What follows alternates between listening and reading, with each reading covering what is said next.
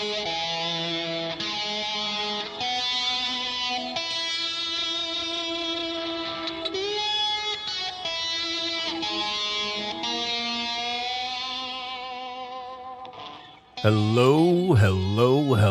Filter-Free America podcast listeners. Welcome back to the show. And holy shit, do I have a somewhat confusing episode to explain to you. Okay, first, I'm just gonna get into it because I've got notes prepared and everything, just because it's to convey to you what you're about to hear. Is going to be a little bit confusing, maybe to some. Some of you guys are going to be like, oh, that's pretty simple to explain. You're an idiot, Joey. And yeah, I would agree with you. Here we go. All right. First off, let me tell you this from the very, very, very beginning. The interview guest of this episode is a liar. It's an absolute, complete liar. Okay? Now, I'll get back to that, okay? And I'll explain that further so you know what you're getting into here, okay? First off, let me tell you this next. The following is a re-released episode of the podcast, okay? This is what we would normally refer to as a classic episode of the Filter-Free America podcast. These are episodes that have some kind of significant value to them and an evergreen appeal to them that I can re-release. These were episodes that were originally released between the years of 2011 and 2015 when I first started doing Filter-Free America podcast before I went to radio, okay? So this is a re-released episode, okay?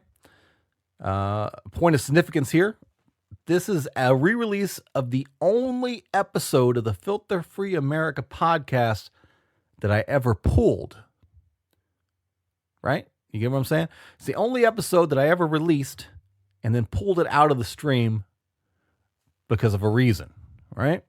And this is the only episode that I've done that for. This when some truths started coming out about the guest, my first reaction was to pull the episode, okay? History of this episode, this one was originally released on June 2nd of 2014, and it stayed up until I pulled the episode on end of November, I think it was, November 2015, right? That's when that episode was pulled, okay? So we've got all that, all right? Let's talk about the guest and who the guest is. The guest is a gentleman by the name of Shawn Culbertson.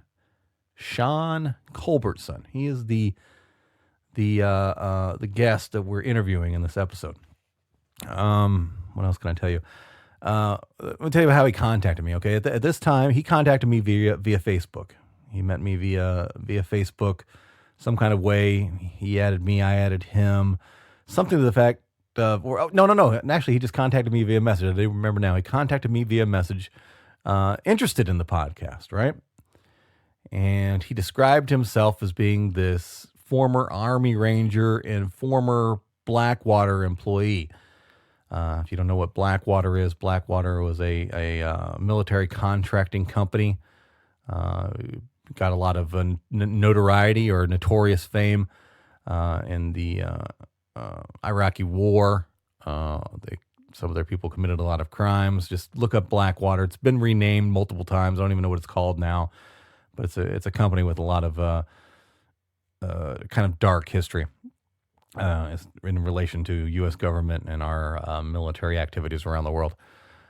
So immediately, from him contacting me and telling me that was, who he was and what he was a part of, immediately, of course, I'm interested in having him on as a guest. I want to talk to somebody like that for whatever reason.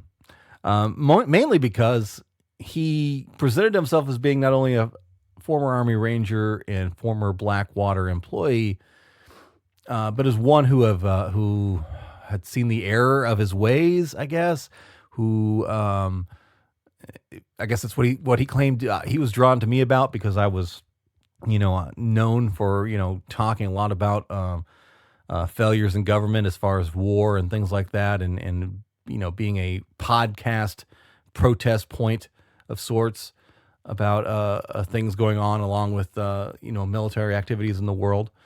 And that's who he presented himself to be. He's like, yeah, I'm a former Army Ranger, former Blackwater, but man, I was wrong, man. This shit's bad, no. And so I was immediately engaged with him, interested by him. All right. Here's where a lesson was learned, and any of you who are doing podcasts or planning to do podcasts where you interview people, I didn't thoroughly vet who he was. I'll be very honest. Okay. I think as far as I went was just really looking at his Facebook page. And at the time, if you would have looked to his Facebook page, he presented himself being this, he did college educated, former Army Ranger, former Blackwater employee was listed there. And I can't say that I did anything other than that. Between the quality of his story, his script that he was giving to me, and that, I think that was really all that I did to verify him. And it's always been a lesson that I've learned from this point on. So whenever I interview somebody who has unique or possibly questionable backgrounds, I try to dig as far as I can, or at the very least, give you guys a disclaimer, at the beginning of the podcast, like, look, this is what this person told me to be, he is. This is as much as I know, this is as much as I verified. So, take it for what it is. But definitely a lesson that was learned. But the reason I took down the episode was because in November of 2015, I got a message from a mutual friend of both mine and Shawn's, Shawn Culbertson's, the guest here. And she said, I think she sent me a link to the story, and it might be the story I'm getting ready to read a little bit from here for you. So let me just read the story, and it's going to immediately give you a taste of who this guy really was. Okay, and this the story I'm reading from was from Kansas City TV, KCTV 5 News, and this was posted on looks like November 20th, 2015. And the headline reads, "Local veteran accused of lying about service." Uh-oh. And then here's a big picture of Shawn Culbertson, the guest of this episode, in some really dope Lokes sunglasses. I'm going to read a little bit of the story here. I'm not going to read the whole thing. You can find it on your own if you'd like to, but you're going to get the gist of it here. A national group founded to expose those who lie about their military service is going after a local man who appeared on KCTV5. Oh, man. Back in July, local veterans were guarding the Olathe, is that how you pronounce it, Olathe, Kansas, military recruiting office after an attack in Tennessee. I don't know if any of you guys remember that. Back in 2015, there were some shootings at some recruiting offices, right? And so this guest and his group, I guess, decided they were going to defend that, right? One of those men, Shawn Culbertson, had been presenting himself online as a special ops soldier wounded in battle, right? Yeah, just like he presented himself to me. And and keep in mind, this story came out after the recording. I think everybody know that, but I just want to make sure that's clear. This story came out after recording this episode that you're about to hear. Now KCTV5 has learned that he is not who he claims to be, and the people behind the website Guardian of Valor are investigating his claims as well. So, that's basically what it was. All right. And there's a lot more to the story. I'm not going to read it all, but I did collect a few of his claims and lies in my notes here, and I'll share those with you as well, too. And before I get into that, I went a little bit back and forth here. I was like, well, should I present the re-release of the episode first and tell the audience there's going to be a very shocking surprise about him at the end, right? And then expose what we now know about him, or do it like I'm doing now and tell you up front what you're about to hear. And I thought, I decided to do what like I'm doing now, obviously, and is tell you all the bad stuff first, and then let you hear the interview, right? Let you go into the interview knowing that this guy is lying to you, right? Because I thought if anything could be took from this episode is the fact that it's an interesting like experiment or study of the human condition, and the fact of people who lie about who they are, right? Because you're going to go into this and you're going to know all this stuff that I didn't know pre-interview, right? You're going to know that he's been exposed as a liar. You're going to know that a lot of the things that he's saying as far as his experiences or lies. I mean, he's going to share a lot of stuff because he was very well versed in the military. He was actually in the military for a very, very short time, and never to the degree of Army Ranger or anything like that. But he knows a lot about military and a lot about military history and things that they're involved in, recent history and so forth. And so he speaks the game perfectly. But I wanted you, the listener, to know that he was full of shit, that he's going to tell you, I did this and I did that, and you're going to know, dude, you're fucking lying. We know that. It's already been exposed. So I think if anything, this is an interesting study in this type of person, right? These people who can create these fantasies about themselves and how they can present them to be so believable, right? So very believable, right? I like to think that I'm a pretty astute person, that I've dealt with a lot of bullshit artists in the time. I've been a bullshit artist in the earlier part of my life. Lied to a lot of cops and stuff. But it's kind of scary, right? Did you go back and you listen to it now? It's like, this dude is just completely lying, and he sells it extremely perfectly. One caveat though, this was a over the phone interview.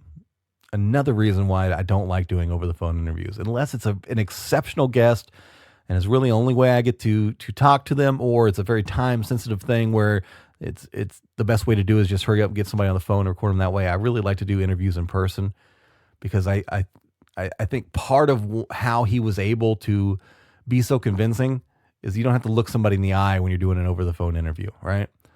You know, I didn't get to see his body tics or look at his eyes and any of that stuff and get any of that body language,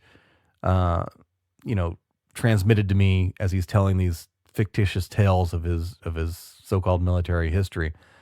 So I think that aided in his ability to be as deceiving and believable as he was.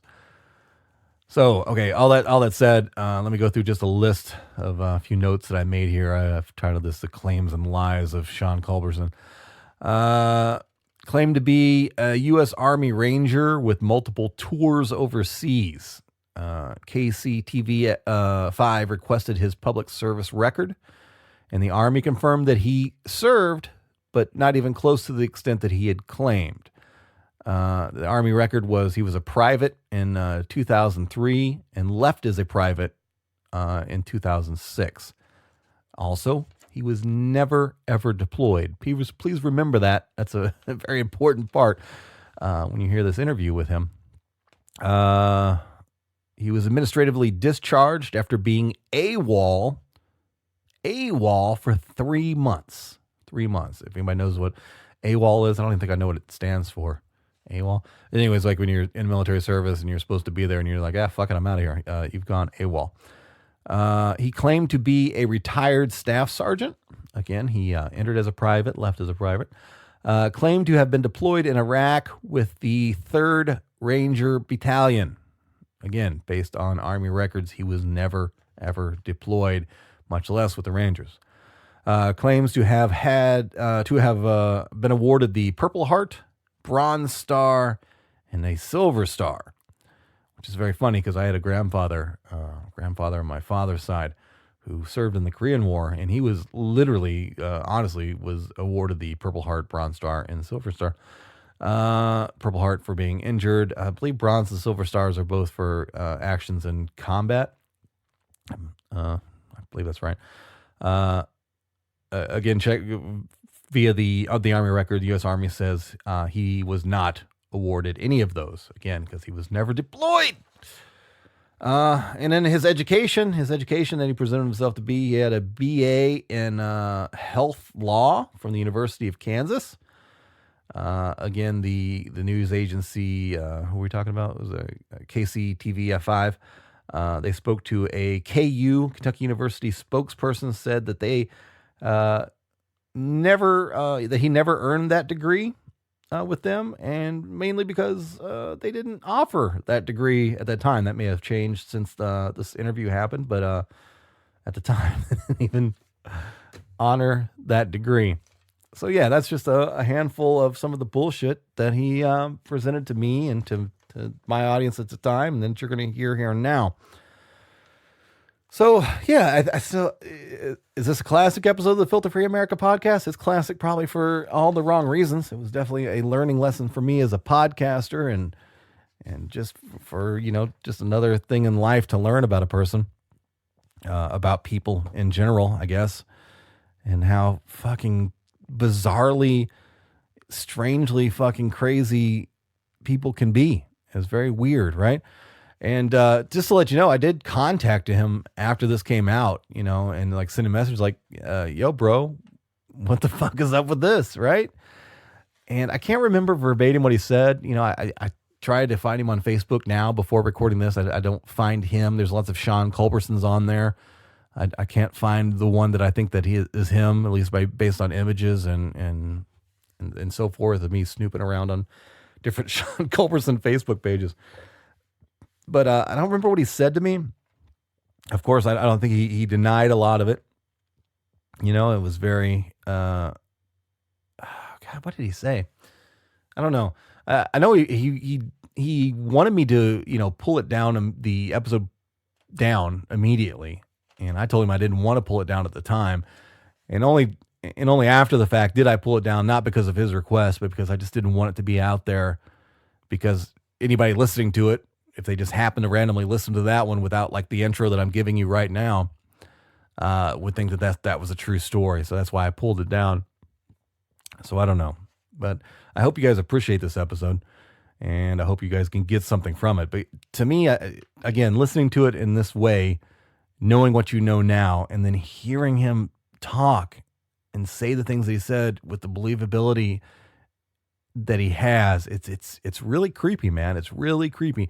And it should, create a little bit of caution for you, when you go out in life and you talk to somebody like this. Because, these people are out there in the world. It's not even just in the scope of, former military service type stuff, man. This is like, there's people out there, okay? So just use caution in who you deal with. One other thing I need to add, this was, when this episode was released was back when I was doing a lot of, like guest hosts. I would invite a guest host to come in and, be second chair with me, during the interview process.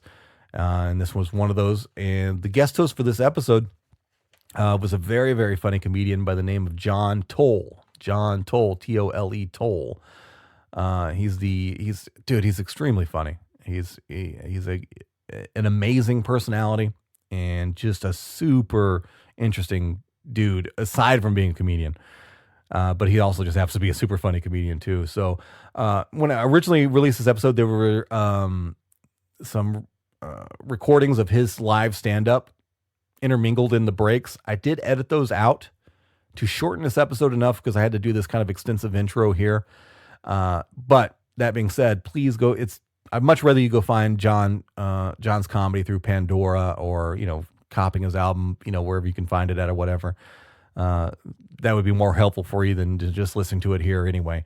I know he's got some stuff on Pandora, so just search for John Tole, T-O-L-E, Tole on Pandora. Also, he's on Twitter, at John Tole, and I'm pretty sure he's still doing a podcast, at least he was until just a few months ago, called Whiskey and the Surfer, and they're great. If you enjoy a news-based humor take of things going on in the world, and he's got a very not obtuse, but a very interesting filter that he looks to. Let me just put it like that. I don't want to smash it up too much. But check out Whiskey and the Surfer.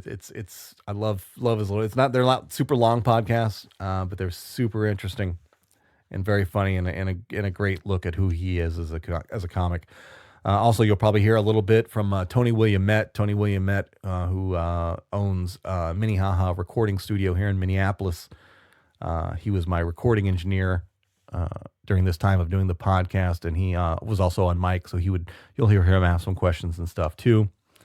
So yeah, that's the whole episode, and that's what you're about to hear. But again, one last disclaimer: the guest, Shawn Culbertson, is a liar.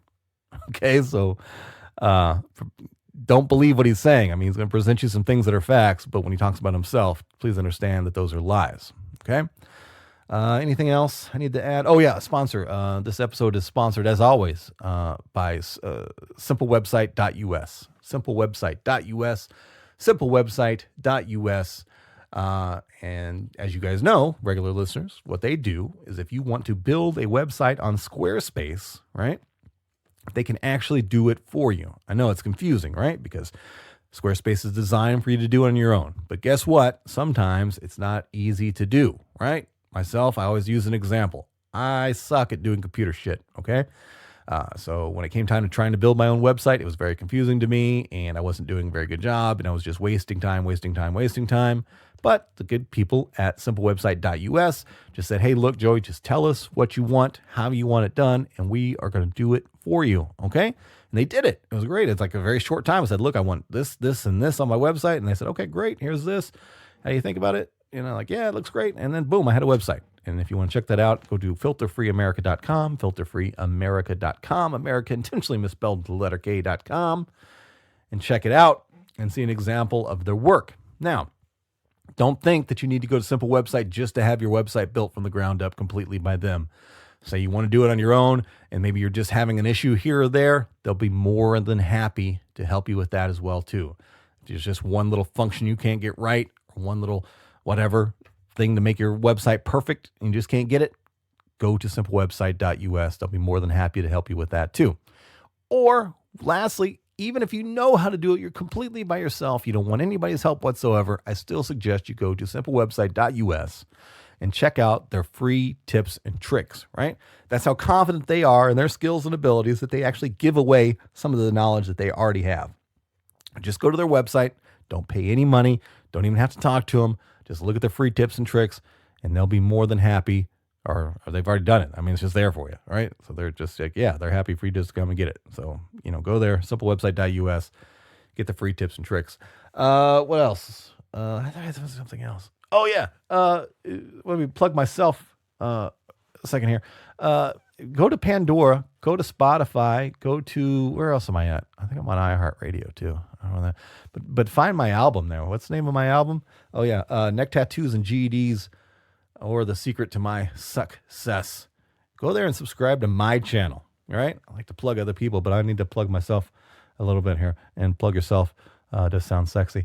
But yeah, go add my album to your listing. It's on Apple Music. It's on Google Play, all that. Just search for Joey Vincent. And normally if you just search for Neck Tattoos and GEDs, it will pop up immediately. But subscribe to, you know, my channel there, or like it there, or give it a positive review there. Please do that for me.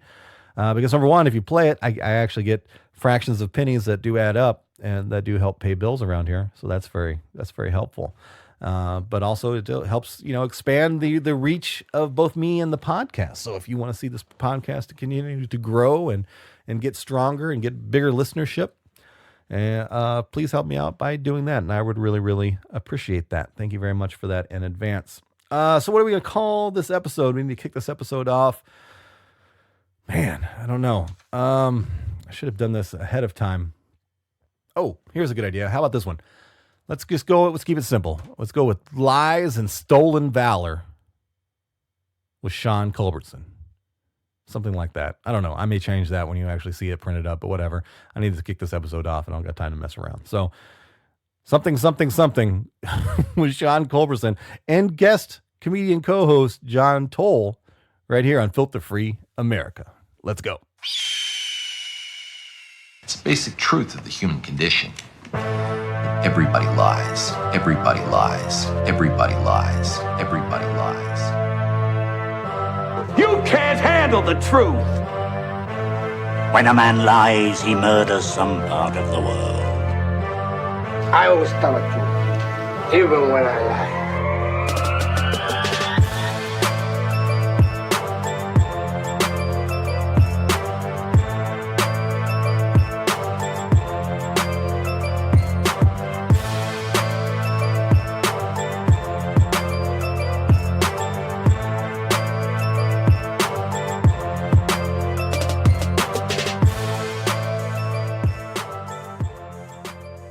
into the interview, let's get to know you first, Shawn, before we get in, because we definitely want to talk about the Tillman. We're going to talk about Lynch, but I want to get to know you a little bit and let our listeners know you a little bit.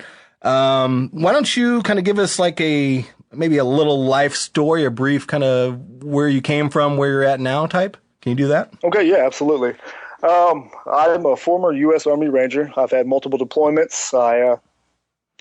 I was in OIF and OEF. I also worked for private military contracting right after I got out of the military. Which one?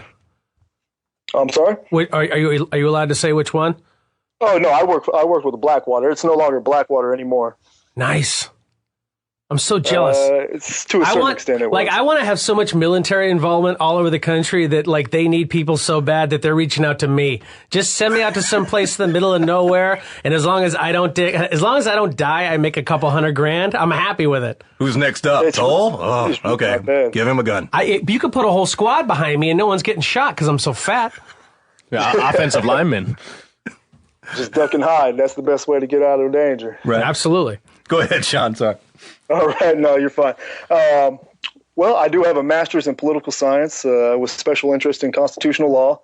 I've worked on I wouldn't consider myself a columnist, but I have contributed to a lot of alternative media sites. I am an active member of the Constitutional Preservation Movement. A lot of people know it as the militia. And I also have been working on a documentary film for the past 2.5 years. Just about to finish that up. I shopped it around a little bit, finally got picked up through Free Speech TV, and they're helping me with the post-production and all that. And I'll be starting my second documentary called The Second Ride shortly after. Okay. First, on the military, what year did you join, and what was your kind of motivation for doing that? Well, I joined in 2002.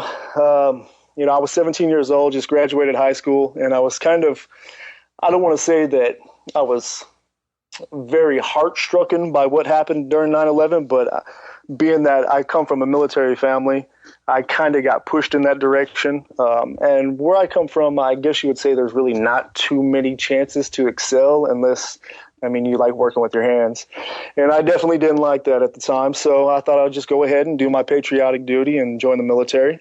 Okay. So, like I said, I joined when I was 17. I went to basic training at Fort Knox, Kentucky, through Cav School. From there, did they let you see all the gold? You know what? That's the biggest misconception ever. There's no gold in Fort Knox. Oh, that's I've been saying on this show the whole time. There is no gold anywhere. This currency is fake. Where is the choir on this show, sir? Shawnee, where is the gold then? Yeah, my personal belief is the gold is, it was hijacked a long time ago. Now, that was moved to New York, and then from New York, where it went from there, that's all up to speculation. Who was it hijacked by? The Germans. How else are we going to pay for these scientists? We bought all these scientists after World War II. They got bills. Dude, when the Germans lost in World War II, they had all these bills they got to play. They had a garage sale of human beings because they had to get some money back. They're like, yo, this dude over here, he knows how to pull toenails out of people and get them to tell the truth. This guy knows mind control. This guy can make monkeys talk. And this guy shoots rockets up into the planet. I'll sell you the 4 of them for $100,000. You just send me some of that Nazi gold and we'll get it back. I think that's what happened. Sounds like a good deal. I say that's pretty logical with everything else that's floating around. Yeah, okay. Fair enough. I do want to ask, because I wasn't aware, maybe you did tell me that in passing in some of our conversations about the Blackwater, but when did you leave the military, and how long after you left the military did you go into Blackwater, and what led you to make that decision to join that organization or work for that organization? Well, I left the military in 2008. I actually got injured, so I took a medical leave from the military. And was it combat injury or just Yeah, it was a combat injury. I took a little bit of shrapnel. I was actually in a convoy, and we got hit by IED. And basically what it did is it tore up my knee pretty good. I got a bunch of shrapnel in my knee, so it tore my ACL and MCL. And then I got a little bit of shrapnel to the face and a little bit of shrapnel to the side. Just a little bit to the face. What time of the day, when you guys were in that convoy, was that early in the morning? Was that middle of the day? Was that the end of your shift there? When did that go off? It was probably, I think it was about 1800, which is about 6 o'clock. Okay, so are you at the end of your day at that point? I mean, at that point, we were actually just getting our day started. Okay. We had come off a mission previously. We were doing alphas, which is like basically house searching. Mm-hmm. And we're kicking in doors, looking for enemy cache sites, things of that nature. Anyway, we were going down the highway. We're in stack formation. We had a Bradley, which is a smaller tank, in the lead position, and then there was a Humvee, and then my Humvee, and then another Bradley behind us pulling rear security. We got about 200 meters away from our fob, which is it's a secured base. And we see it looked, I don't know, kind of like a dead dog or some type of carcass that was sitting off to the side of the road. And as I told my gunner to traverse the turret, all I seen was a white flash, and that's pretty much the last thing that I remember. Wow. Did you have any time during the day where you had a gut feeling like the day wasn't going to end like it was supposed to? Because you know what it's like to stay safe out when you're out in a place where danger is surrounding you. And I don't know if you have, I know friends of mine who have that spidey sense that goes off when you know something's not right. Did you have any of that when you were like maybe early in the day when you were doing house to house stuff? Like, well, like today's not a normal day. Absolutely. I try to push it to the back of my mind as much as possible, but there was just something about that day that just didn't sit well with me because everything went too easy. We didn't come up against any insurgent forces. We didn't have anybody, giving us a hard time throughout the day. So just something about that day didn't sit well with me. And obviously it turned out to be true. First thought that goes through your mind when the white flash hits you, I'm sure you're knocked back. Is it a, where am I? Is it a, am I okay? What's the first thought you have going through your mind when that happens? Honestly, I'm not even going to lie to you. The first thing I did was grab my groin. That is a true American. That is an absolute American. Because when I go stateside, I'm going to get this dick wet. All right. Do they have a special medal if you lose your dick? Fuck yeah. Well, it's if you lose that, I think you pretty much lost everything. Exactly. You like the highest award. You gave it all. But I mean, the day just like you were saying, the day just didn't sit well with me. And when that happened, like I said, I grabbed my groin. That's really all I remember is when I seen the flash, I kind of, I was still conscious to a certain extent, but I don't really remember exactly what was transpiring around me. It was kind of, I don't know if you guys ever been in a fight and you just get knocked really good. No, I'm really good at fighting. That never happens to me. I'm the first guy throwing the haymaker. I've got the spidey sense. As soon as my day's going too well during the day and I'm going out to a bar later that night, someone's getting socked up and I'm going to be the first guy throwing the heavy right. That's his closer in the shows. He just knocks out somebody in the audience. That's right. Come here, old lady. Smacking her. That's how. Hey, I think that I need to come to one of your shows then. Absolutely.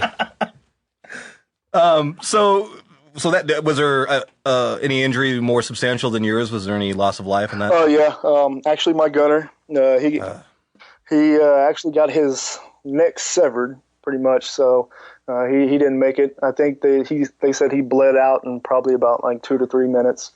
My dismount, because I was TC, which was the truck commander of that truck.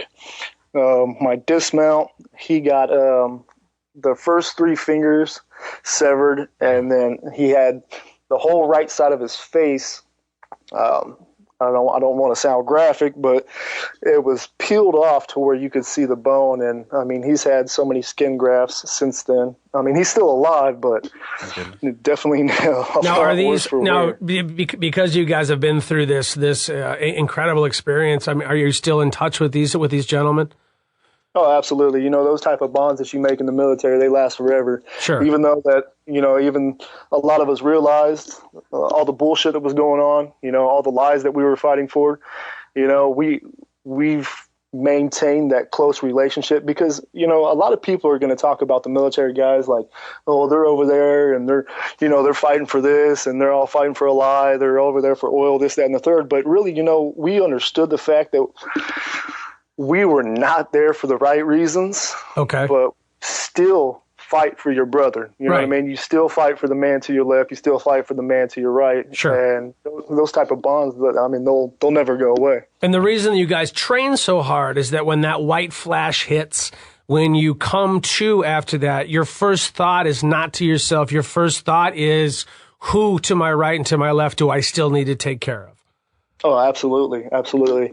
And from the stories that I got, like I said, I was knocked unconscious, but the stories that I got as soon as we got hit, the whole front of I don't know if you guys are familiar with the. We're looking at one right now on the computer screen here in the studio. The Bradley vehicle. Now, if you're looking at a Humvee. Oh, a Humvee. I'm sorry. We're looking at Yeah. If you're looking at a Humvee, the whole front end of the Humvee was gone. It was demolished. And we had an up armored Humvee, so we had just got plating on our side, underneath, and in the front. So, I mean, it could sustain a blast of that effect, but it still pulled the whole front end back.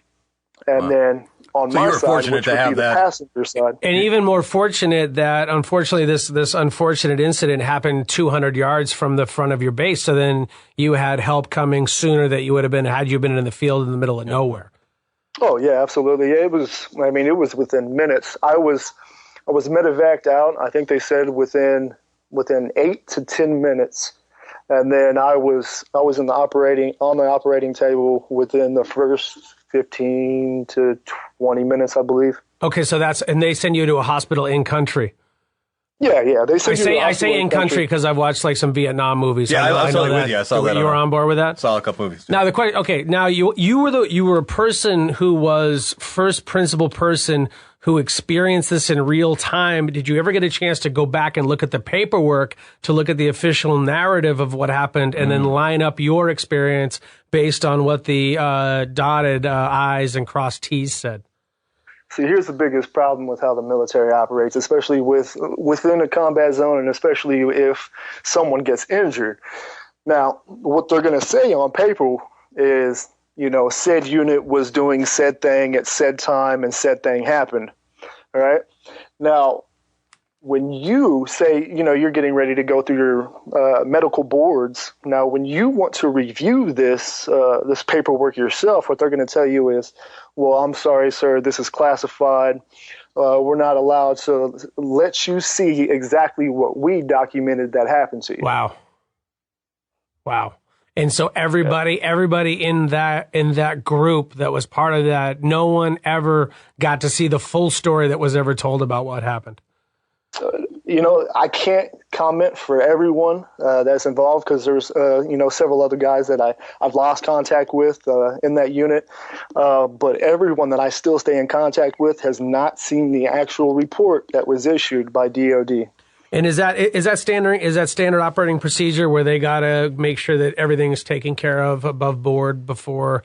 I guess that's the ultimate issue in all of this is that, folks they're putting their lives and their passions on the line to take care of us here at home. And when they run across an incident where, somebody shoves a C4 up a dog's asshole and ruins your Sunday, you can't get the real narrative of what happened. That's the ultimate shame in this.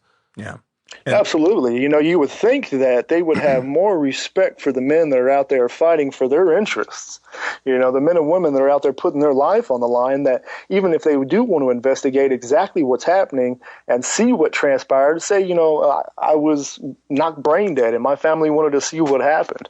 They're not even able to go in and actually see the report. All they will see is a brief narrative that is drawn out by DOD that said, he was operating this vehicle, he was doing this, and this is what happened, and that's it. And even if they went to the point and did a freedom of information request, then even then all they would receive was a heavily redacted version of what they would be allowed to see then. Right. Absolutely. All you're going to get is you'll get the complete narrative, but the sections in which, like, say if somebody was killed, like the operation I was involved in, then the portions in which that didn't pertain to me exactly would be just blocked out. Wow.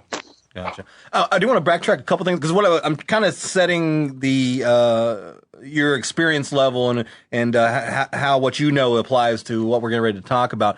Will you first kind of restate your MOS and explain its function and what you did and where you rank as far as I guess the level of combat soldier that you are within the Army? Okay, yeah, absolutely.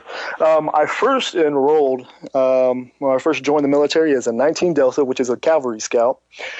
Basically, a CAV Scouts operation is call for fire missions, go out in 2 to 3 man, maybe even up to 6-man teams to look for enemy installations, weapon cache sites, things of that nature. I had progressed through the military. I had airborne in my contract. So as soon as I got out of AIT, which is the Advanced Individual Training, for my basic MOS, which is the 19 Delta, I completed airborne school. After I completed airborne school, I had air assault in my contract. So I went through air assault. Then after I completed that, I was actually approached by the first sergeant of air assault school, and he kind of kicked around the idea of me going to RIP. RIP is a Ranger Indoctrination Program. He said, if you don't make it through, that's not a problem. We'll just go ahead and send you on out to your line unit. And I said, okay, well, I'll give it a chance. He kicked it up to command. Command approved it. I went through RIP. I don't want to say I passed through with flying colors, but I passed through RIP, and then I actually went into Ranger School. I went through Ranger School. It was probably, I want to say, one of the worst times of my life. It's one of the hardest things I've ever done. Completed Ranger School. Now, a Ranger, I think a lot of people have a big misconception of what a Ranger is, and some people might even not know what a Ranger is. Now, a Ranger is one of a few elite forces in the military. We work everything from long-range reconnaissance. We are basically the first force to go in, along with a few others. We're not special forces. We don't have that tab. And we're not Navy SEALs, but what we are is we're an elite ground force unit that is pretty much called on when, shit hits the fan and there's really not any other unit that's available or that could take up that type of task. And that's for special schools where not everybody gets out of the special school. So your first how many people in your first class then? In Ranger School, Ranger Indoctrination Program, I think we had approximately 60 people. This is just in my class. Sure. This is not actually Ranger School.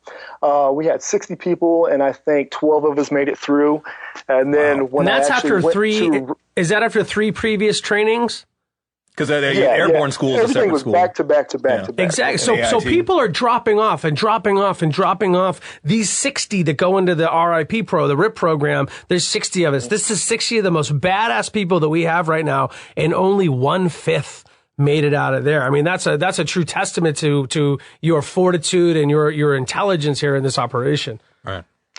I do appreciate that, and I would say that's true to a certain extent.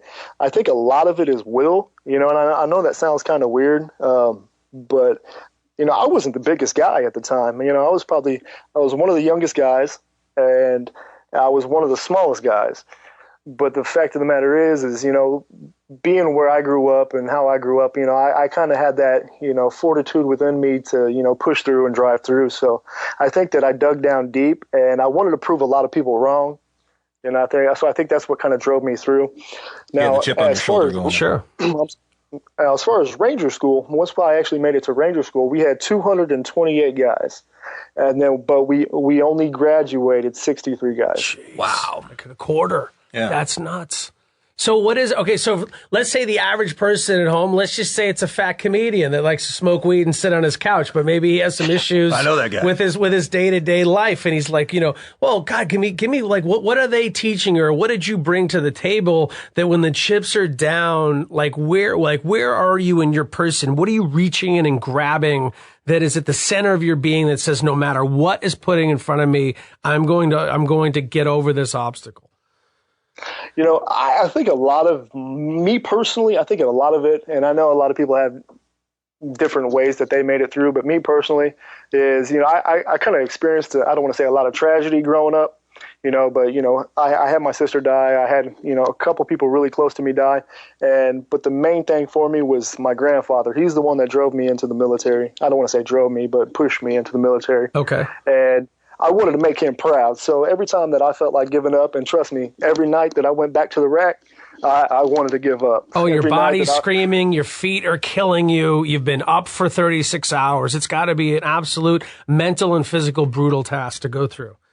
Oh, absolutely. even, we have a ruck march, 25-mile ruck march, and the last probably 15 miles, every step was the most agonizing step that I ever took in my life. But there's just, I don't want to say I seen something in myself, but I knew I could do more. I was walking dead the whole time. Joey, I don't want to take this to a weird place, but I, as a guy who did the 10K at the Mall of the Americas this week, nice. where no escalators or escalators? No, I did stair only. I did stairs only, 6.2 miles around the mall, and every time I passed that Cinnabon, I wanted to have one, but I persevered. Cinnabon is like your IED. Of course it is, and I fought through it. And at the end, I went around the nick. And isn't it so funny that you go 2 levels on the first floor, 2 levels on the second, 2 on the third, 1 on the fourth, and then at the end you wind up by walking the Nickelodeon area, because don't you want to be sweaty and out of breath and surrounded by children right before the end when you work out? And then I treated myself with a Starbucks. Nice. So John Tole has what it takes to be a ranger. Absolutely. What we're saying here. He's a comedy ranger. A mall ranger. Real fast, also, could you let us listeners know your deployments? Where have you been deployed? How many times? Yeah, absolutely. I've had a total of 3 deployments. I was deployed in Iraq, and when I was in Iraq the first time, I kind of bounced around because I was in a special operations group. So I bounced everywhere to Crete. I was in Baghdad. So now I was also in Afghanistan, and then I was actually chosen for kind of, they call it a peacekeeping mission. But we went to Djibouti, Africa. Oh, I got Djibouti right here. Yeah, I know. Everybody says it every time. I'm hacking the military. Who had the hottest chicks then? I got to know that. It's got to be Djibouti. Right? Or no? Afghanistan, Iraq, Djibouti? Those Afghanis are the hottest. They're hidden. And I'll tell you what, and it's going to sound really awkward, but this probably sounds pretty horrible too. It's just something about females with flies flying around them just doesn't do it for me. You're not into that, bro? Wait. You get to see 2 inches of a woman's eyeball, and all you're looking at's the flies? That's not what I'm looking at right there. I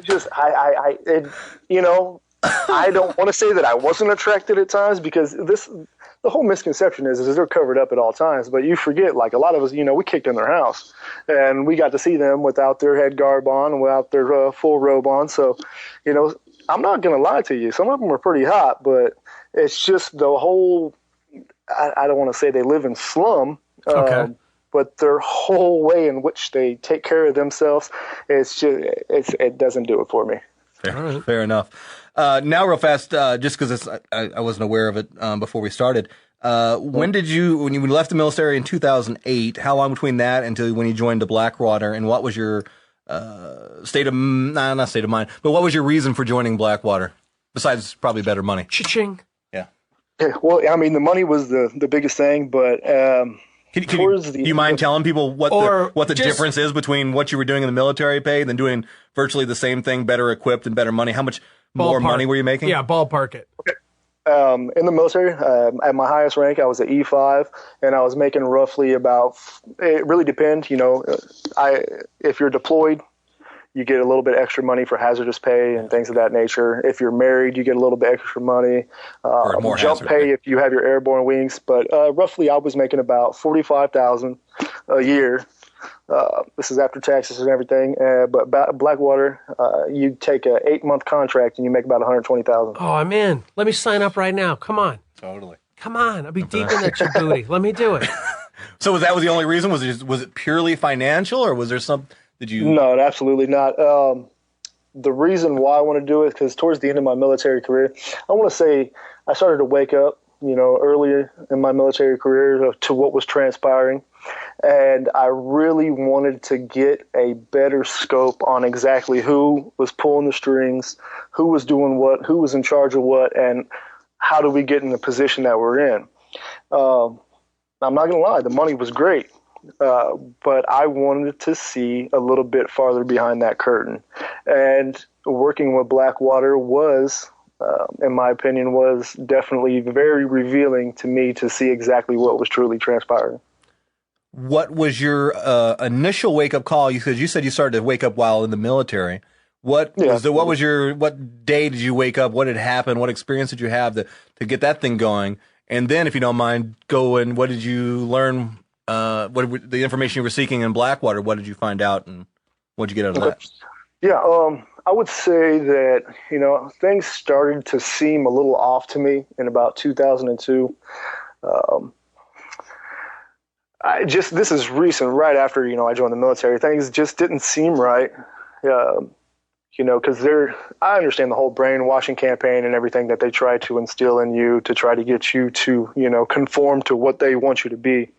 But the guys that were rotating back that would come train with us at our units to get us prepared, they would tell us things like, well, when I was over there, we did this or we did that or we did this. Because, the biggest lie that was ever told is Army operators weren't in country in Iraq before the first invasion. That's bullshit. Army operators were in country and were up and around Kuwait since 2000. Okay. Prior to 9/11, we had boots on the ground prior to 9/11. So already, what you're saying is already staging, preparing for something. Oh, absolutely. Now, I can't state with certain fact that I know this for a fact, but from what I gathered from everyone that was coming back telling me certain things, telling our unit certain things, is they were already preparing for this long before it ever kicked off. Can you imagine being so lucky, Joey, that when you're sitting in your Bureau of Operations and you're like, look, we have all of this money, and we're just going to pull out the map of the world and we're going to throw a dart anywhere. And whatever this dart What company lands, is that dart supplied by? Exactly. That is a Halliburton dart. And we're going to throw that Halliburton dart. And wherever it lands, we're going to put all of our... And can you imagine where that dart landed was the country that we blamed 9/11 on? What are the odds of that? Well, he's a hell of a dart player. Jeez, I guess he's good. Yeah, he is. Well, they also are on the dartboard. That's true. See, that's the big thing. Once they own the dartboard, then they can throw it pretty much wherever they want. Oh, I love this game. Government fund or tax funded dartboard. Now jump ahead to Blackwater. And you're in Blackwater. What did you? I'm sorry, I didn't mean to cut you off. Did you have anything else? No, you're fine. Yeah. Basically, my first deployment in Iraq. Our ROE, which is rule of engagement. When I first set boot on the ground, our ROE was to shoot on sight and to secure the oil fields. Okay, so that kind of didn't sit well with me too much. Shoot on sight, as in completely layman terms. That by shoot on sight, what? Who? Anybody? Anything? Anybody. Okay. Any moving target. Some guy walking his camel. I don't know. It's trying to sound racist. It doesn't matter. It didn't matter. You blow him the fuck away. When we first started, when the campaign first started, they were doing strafing campaigns. Basically, what a strife is where you get. It doesn't matter what aircraft it is, but what they're doing is they're going through and they're just dropping rounds. They're not, it's indiscriminate. They're not dropping rounds on, say you had a terrorist faction training camp. They're not dropping rounds there. They're dropping rounds on schools, hospitals, everything. Well, it doesn't matter. I watched those guys train, and I'm sure there are monkey bars in those schools. Isn't that where they were training? Yeah, pretty much. Pretty much, and the fact of the matter is once I start seeing this firsthand, it kind of like, I was still young too, and what I was trained to do is not to question, just to follow orders and do what I'm told to do. And when you first start to question, are you looking around people in your closest ranks, your brothers, the people that, when you're off the clock and you're having a real conversation with, are you looking around and going, dude, this isn't right? And they're like, I know. But is it even hard to find someone that even wants to be really honest in the situation? Or was everybody honest in the situation, but no one had anyone to even bitch to because you're in the middle of nowhere? What are you going to do? See, it varied. It varied. I did find guys that were, when we were sitting in the fob and we're all alone, we would talk to each other and we would share conversations about how we just didn't feel comfortable about what was going on. And, but when we go to speak out to a larger platform, we're automatically labeled, we're automatically targeted. And at that point in my military What do you career, mean by targeted? Give me some details about targeted. Basically, what they do is when you're targeted by your first line, so your NCO, your LT, your first sergeant, things of that nature. What they do is they give you all the shit assignments. Not just besides the shit assignments. What they do is they will literally come counsel you and tell you that if you have a problem with what's going on, you need to come to me directly and not talk to any of your comrades around you. Yeah, because we can't have your truth being a cancer in the unit. That's basically what they're saying. No, absolutely. And if you have, exactly, don't poison the well. And if you have so much extra time and energy to be sitting around questioning what's going on, that will keep you busy cleaning up shitty things in shittier places. So you're so busy, then you'll understand, well, boy, I can live in the truth, but I'm going to be scrubbing this toilet with a toothbrush, or I can just shut my mouth and maybe I'll get a beer twice a year. That's exactly it. And I can't tell you, I'm glad you said cleaning the shitters, because that really does happen. It does. You will go out. Yeah, you will really, out there in the middle of the desert in 110-degree heat, you will go out and pull the pan out from underneath the shitter, and then you will pour some JP8, which is fuel. You'll pour some JP8 in there, and then you'll set them afire, and you have to go to each one and clean all of them up. A buddy of mine from the early 90s went into the military, and he ended up writing a book. Colby Bazell wrote Killing Time in Iraq. And when he first started to blog and he first started to write about his experiences, he met up against resistance ultimately. And that's kind of, as a civilian, he did. No, even while he was still, enlisted. Okay. Yeah. Well, I mean, because he was always a writer. He was a writer even before he went in, and then wrote this brilliant book, which I would definitely, if you haven't read it, go out and get it. It's called Killing Time. It's incredible. Definitely go out and get it. All right. Anything else about the, still in the military side before we get your input on Blackwater? Yeah, I actually had the opportunity. I was on leave. I actually had the opportunity to meet Colonel Craig Roberts. I don't know if you guys have ever heard of him, but there was actually a convention going on in Kansas City, and I don't know. There's just something sparked me, because I was just getting new to the idea of what a conspiracy theorist was. And, I had one of my buddies tell me that, here's this conspiracy theorist guy, and, he's former military. So, you know what? I said, hell, might as well go see what he has to say. And, there's just something that he said that sparked a fire in my ass. And what is your new terminology from yourself? Since the term itself, conspiracy theorist, is being put out in the mainstream media, anytime you see that being brought out, they're going to attach that definition to the most outside extreme moron viewpoint. And you're a person who actually boots on the ground, who saw some things, and you understand that there were larger machinations working together to cover up a story that no one wanted to find out about. And every time are you not labeling yourself as a conspiracy theorist? Do you consider yourself something else? Are you a truth fighter? Like, what do you consider yourself? Joey, the same thing. I have a question for you as well. I consider myself personally a rational, critical thinker, and I always have. I've always considered myself a person that's willing to think outside the box and not look directly forward.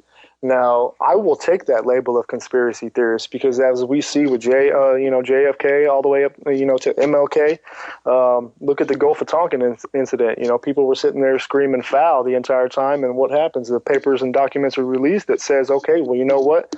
We actually attacked ourselves. Mm-hmm. Those conspiracy theorists at the time, they were saying, okay, well, that you're not a conspiracy theorist on this, but you know what? I'll take that. Sure. I have no problem being called a conspiracy theorist. It doesn't bother me one bit. And I'm kind of the same way with you. And I use it if you watching stuff I tweet or jokes I make on Facebook and stuff. I poke a lot of fun at myself. Okay. Because I want to face that. Sure. Because it's what it is. They try to shame you for having some kind of viewpoint or ideas or suggest anything other than what the mass people are subscribing to. They want to throw you in a box so they can marginalize your opinion and your truth. That's basically what it is. So I make fun of it. I make fun of myself, and I accept. I'm a conspiracy theorist.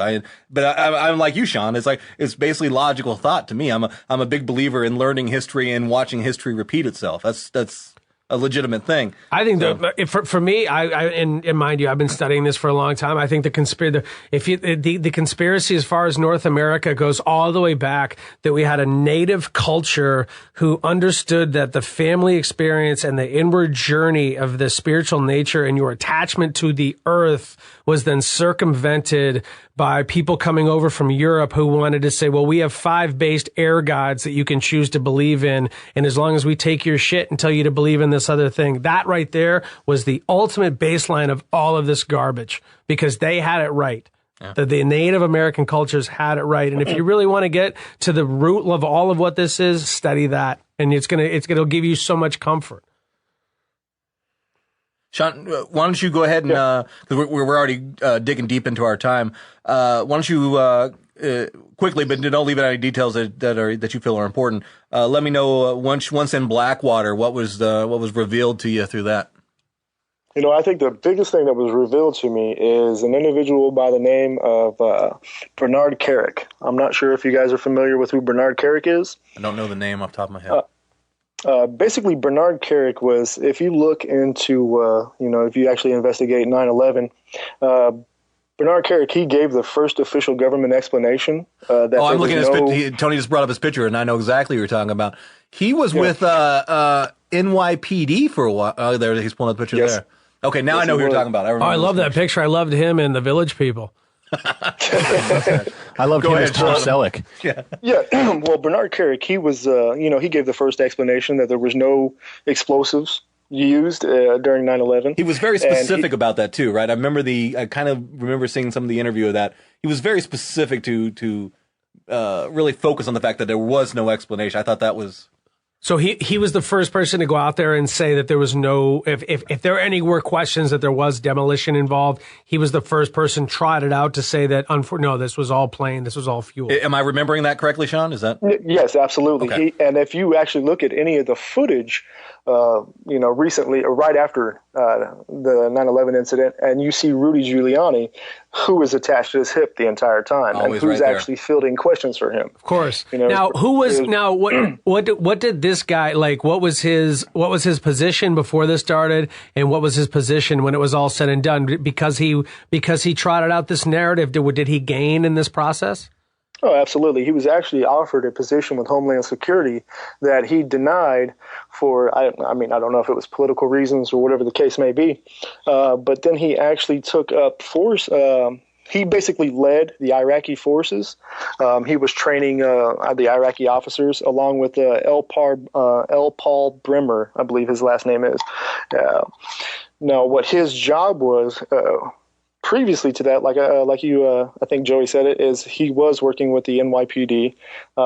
He was a terrorism group thing. His unit is the actual unit that found the pristine hijacker's passport that, two titanium black boxes and melted steel, but still found this passport. He headed that unit. Now, who headed the unit that found the Mossad agents with the camera on top of the van that the news reported? That was a highway patrolman or a cop. Is that who that did? I can't remember what it was. It was just some cop exploring. That's one of my favorite. Let's gloss over that story right away. That's always one of my favorite ones. Wait. People were standing on top of a van with a camera waiting for something to happen. With explosives in their possession, too. Oh, is there? Oh, I didn't Am I right, Shawn? Sometimes I... Yes. Yeah, okay. Yeah. Never mind the man behind the curtain, ladies and gentlemen. Yeah. Just coincidence. Yeah. Anyway, keep going, Shawn. I'm sorry. It's all coincidence. Yeah. That's actually, since you mentioned that, and I'm sorry to interrupt you, that's my new way of explaining why I think 9/11 was an inside job, is strictly gambling numbers. Because if you just took the odds of every single coincidence that's a known fact, and you put it together and you ask some guy to number, I haven't done the numbers, but I know it's going to be some astronomically impossible number that all these things lined up perfectly on that day and that event. That's how I explain it. You figure out the fucking math, then we'll talk about everything else. Okay? Based on what you just said, Ben Affleck is getting kicked out of the 9/11 casino with the same amount of information. That was super topical. Yes. Go, Shawn. Go. I'm sorry. Well, anyway, this Bernard Carrick, he was heading the Iraqi forces, and Halliburton, which everyone knows was the biggest corporation in Iraq. Halliburton also had contracts with KBR, Kellogg Brown and Root. It was basically a Merc operation. It's a military for hire operation, and they also worked with Blackwater. Now, what I gained in perspective as far as what was transpiring is, some of the key players that you see now in U.S. politics. And if you ever go to my Facebook page, you'll see I kind of throw them out there a lot. Oh, yeah. Love you for is that they were in Iraq constantly. And when I mean constantly, I'm talking about you have individuals like Reed, you have individuals like Kerry that were showing up and McCain. Let's not forget McCain. Were showing up so often that they would have their own private security force issued to them, and it was either KBR or it was us, and we would escort them to meetings with Bernard Carrick and Brimmer. I hope I'm saying his last name correct. And what I gain as far as that is, you hear chatter. If you listen close enough, you're going to hear somebody saying something, and you hear chatter to the effect that I don't want to throw too much out there, but because it might open up a whole new topic and a whole new episode. But I don't know if you guys are familiar with the project for the New American Century. No, not at all. All right. Well, basically, what the project for the New American Century is it was written by individuals like Cheney.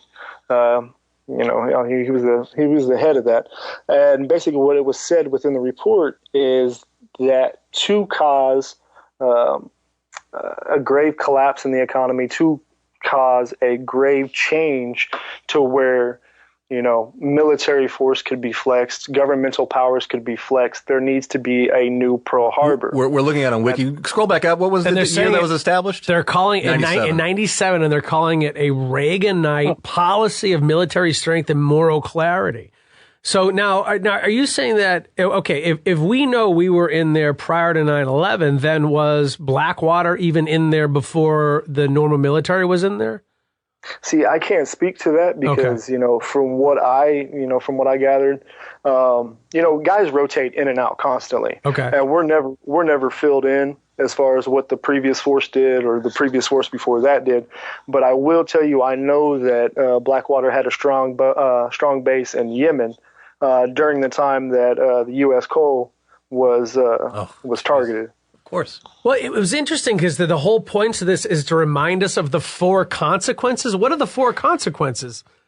Did you see that? No, I did not. Go back down to the bottom where it says the principles. There you go. It says, in response to these questions, the PNAC states its aim to remind America of lessons learned from America history, drawing the following 4 consequences for America in 1997. We got to increase defense spending, strengthen our democratic allies, to promote the cause of political economic freedom abroad, and accept responsibility for America's unique role in preserving and extending the international world friendly to our security. So we got to have security, and we got to go where our security people. I mean, that's nuts. Right. That was 97. That was an idea. Yeah. So when this idea gets trotted out, and they go, well, where are we going to do this? We're going to do this in the Middle East. Well, then we got to get our people out there, and we got to already have boots on the ground and infrastructure ready, because we're not just going to all of a sudden decide to go someplace. Then we got to take everybody that we haven't sent them there before we start. They already have to be there. Right. Absolutely. And they were already staged, ready to go, and that's why you see, Libya, Syria, and what we are now seeing within the Ukraine province. It was all proxy wars based on what the end goal was. And if you dwell yourself into the New American Century, they say 2 targets for the end goal. The end goal is to bring Russia and China basically to their knees, to bring them within the fold of, the International Monetary Fund, to bring them to a point to where the American dollar is the surplus dollar. Right. And the resources from each country can be asset or, it can basically be seized and used for American gain. Now, is the issue that we're really talking about who the International Monetary Fund is going to go with, and we're already the main dudes. We're already the main force out there. It's our currency that's running the planet. The alternate currency, whether it's going to be the Russians, whether it's going to be the Chinese, they're emerging economies. If they overcome, then there's no reason that the IMF is going to go, well, gross. Why do I want this fat chick that I can't bang anymore when I got the new hot economy here that I can stick my finger in? You know what I mean? Isn't that really what's going on? We're just hanging on to the power that we had. The little power that's left, yeah, absolutely. Wow. We're like the drowning kid at the end of the pool that nobody really cares about. That somebody wants to see him drowned, and that's waiting for it to the point happen where we are. Oh, who's going to sell that reality show? I'll be on that in a second. Shawn, again, we're pressed on time. Is there anything else on the Blackwater revelation that you want to share with us? Yeah, basically, what as I was leading up to is what I ascertained from the entire time that I was working on the ground with them is I got to see the connections and where the connections were formed, and I hear chatter about how the New American Century program is working, how it is in full effect, and within set amount of time that, okay, well, this is our next objective, this is what we need to do, but we need to keep Iraq a quagmire. Is there a new version of that that's being trotted out that they're morphing into, or are we evolving into somebody else's newer program, or are we just going to ride and die with this program that we came up with in '97? And I honestly think that they are going to try to squeeze this for everything that it's worth and try to get as much as they can out of it. What me personally, from kind of dwelling into a little bit of research, is now that we're at a point where the American population is sick and tired of everything that's been transpiring. You see that with Syria. I don't want to get in too much as far as, the Americans backing the rebels, the same rebels that I was fighting in Iraq. Right. The same rebels that I was fighting in Afghanistan. Now they're arming them. This is Al-Qaeda, just so everyone's not catching up. Yeah. Basically, they're arming them, and they are, they are basically trying to, I don't want to say that it's population control. I didn't want to go to that point, but it's basically population control. Okay. And the more people that they can get killed, the more people that they can put up in front of the gauntlet to, be cannon fodder, then that's where they want to see this go. Okay. That is why they're continuously pushing for, global conflicts. And if they can get the population to a controllable number, then that's when we'll probably see a little bit of change in as far as strategy. We will, because we're sitting on some of the biggest deposits of natural gas ever. That's why you hear all this about fracking. What I think what's going to transpire is after our monetary fund is completely gone and wiped out, and pay close attention to July 1st. I don't know if you guys heard about the House resolution that's going to go through July 1st, but pay close attention to July 1st. What is that specifically? Basically, what's going to transpire July 1st is, they're trotting it out as a new way. I don't know if you guys are familiar with FDR's big deal, or new big deal, to get everybody back to work. And he had all these, highway contracts and all these guys building contracts. But what they're going to try to trot out is a new monetary deal to where we can get people back to work. That's what it's going to be under the guise of. But really what it's doing is it's targeting individual savings accounts. It's targeting Social Security accounts, and it's siphoning money off these accounts. And I don't want to personally say that it's going to collapse the economy within a short amount of time, but it's going to take a big hit to the economy.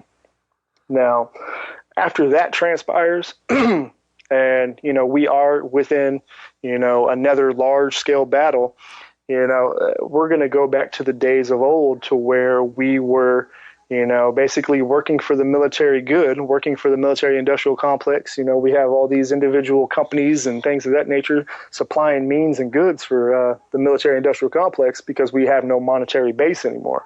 Wow. Now, once we get back to that point, we got thousands and thousands and thousands more Americans die. Then that's when we'll see that there's going to be a large push for fracking, much larger than there is now, a large push for fracking. And then we're basically going to realign ourselves, and there's going to be a global economic shift as far as monetary goes, but we will realign ourselves with whatever that current trend or current currency is at the time. What I'm seeing here is that as things are happening all over the globe, as innocent victims come in and people are, they're being involved in military conflicts because they've signed up, or they were just a guy walking along the side of the street, or the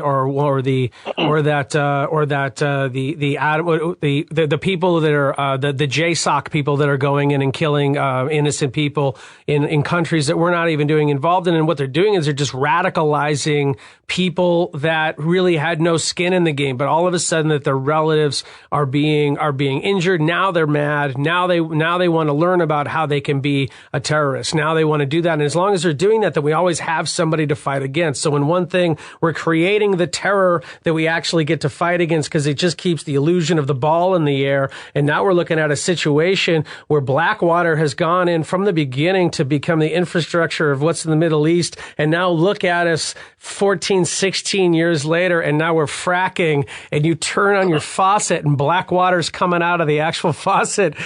How bad we are at that point. Yeah.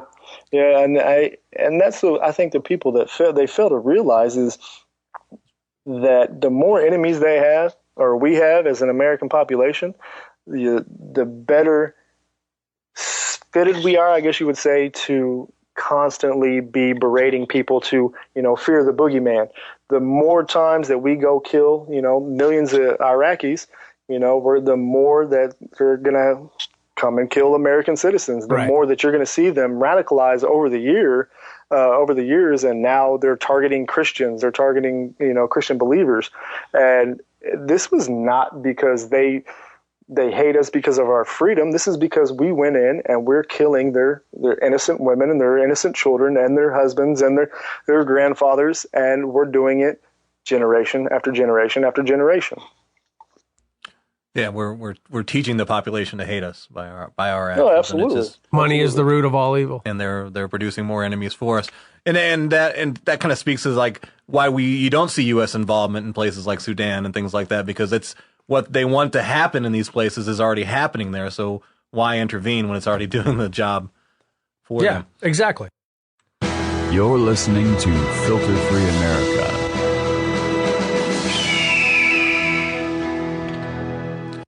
Shawn, we really definitely want to jump into Tillman next, and that's what we're going to talk about. But Tony had an interesting question off air that he wanted to ask you. Tony, go with that. Yeah, Shawn, you have this military background. You have a ton of insight into this stuff.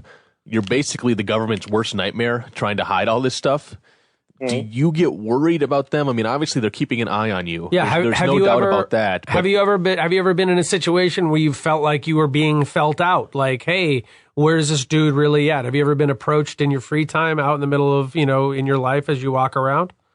Oh, absolutely. When I first started to get really active, being with my history, I've been targeted. I've had federal agents come to my house and ask me, do I have intentions on doing such and such or doing this, that, and the other? Through the Freedom of Information Act, I was able to see that I actually do have an FBI dossier on me. Now, is that somebody? Now, can anyone approach the FBI and get their file, or do you have to be a special kind of person to do that? No, absolutely not. You go through the Freedom of Information Act, and you can see what agencies are tracking you. You can't see exactly for what reason, but you can see exactly if they have a file on you, how long that file is. You just can't see what that file contains. Okay, so you're like, oh, they got 65 pages on me. I'm doing something right. Or you go, oh, what do you go? Oh, I don't have no files on me. Nobody's looking at me, but now they are.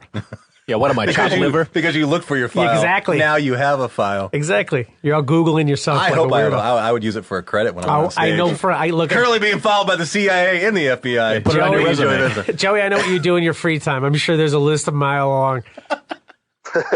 Just Google searches alone got me a list. Now, what's it like when you're sitting there and all of a sudden you get a knock on your door and you get a couple dudes with badges staring at you? Does that put you back a little bit, or does that kind of give you that sense of, yeah, hey, I'm on the right path here?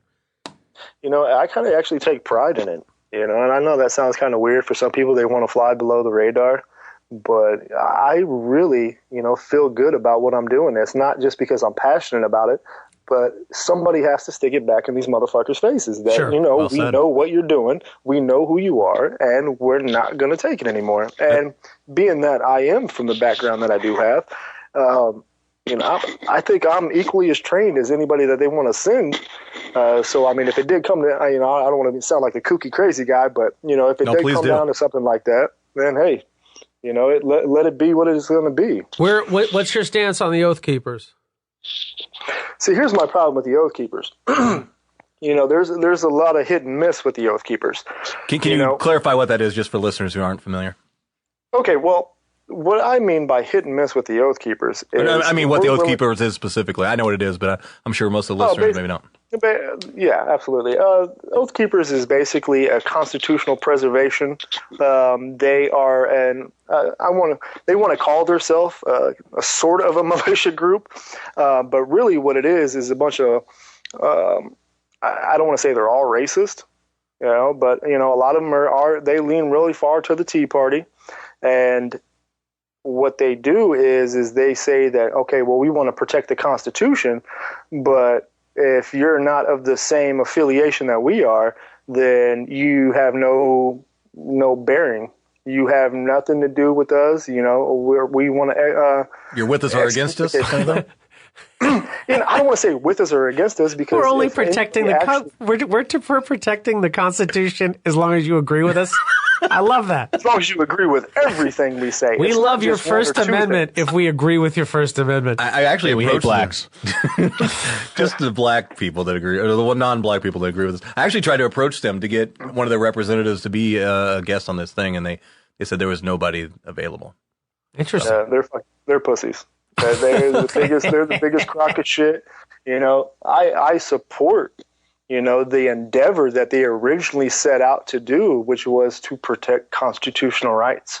But if you are not well-to-do and of white color, you have no bearing to their organization. On paper, they're saying, as current and former members of the military, we would never act against another United States citizen.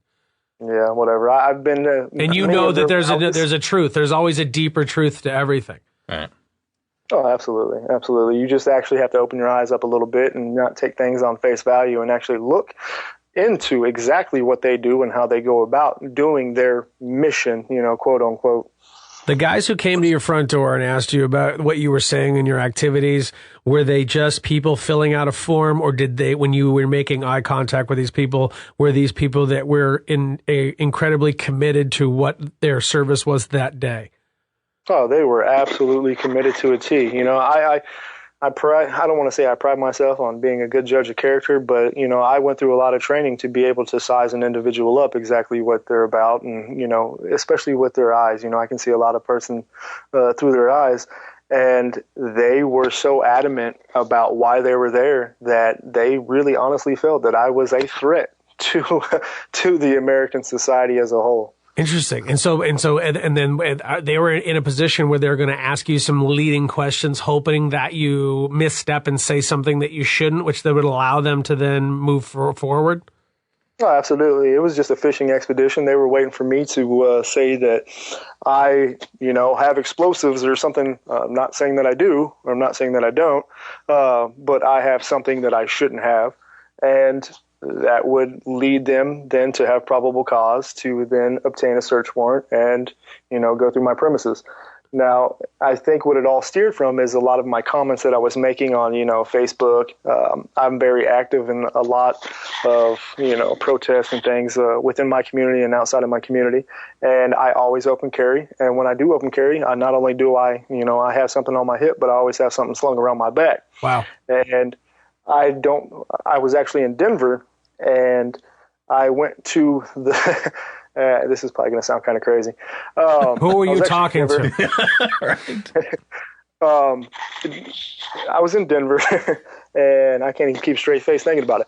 I was in Denver, and it was a presidential debate, and I thought it would be interesting if I tried to push the boundaries a little bit.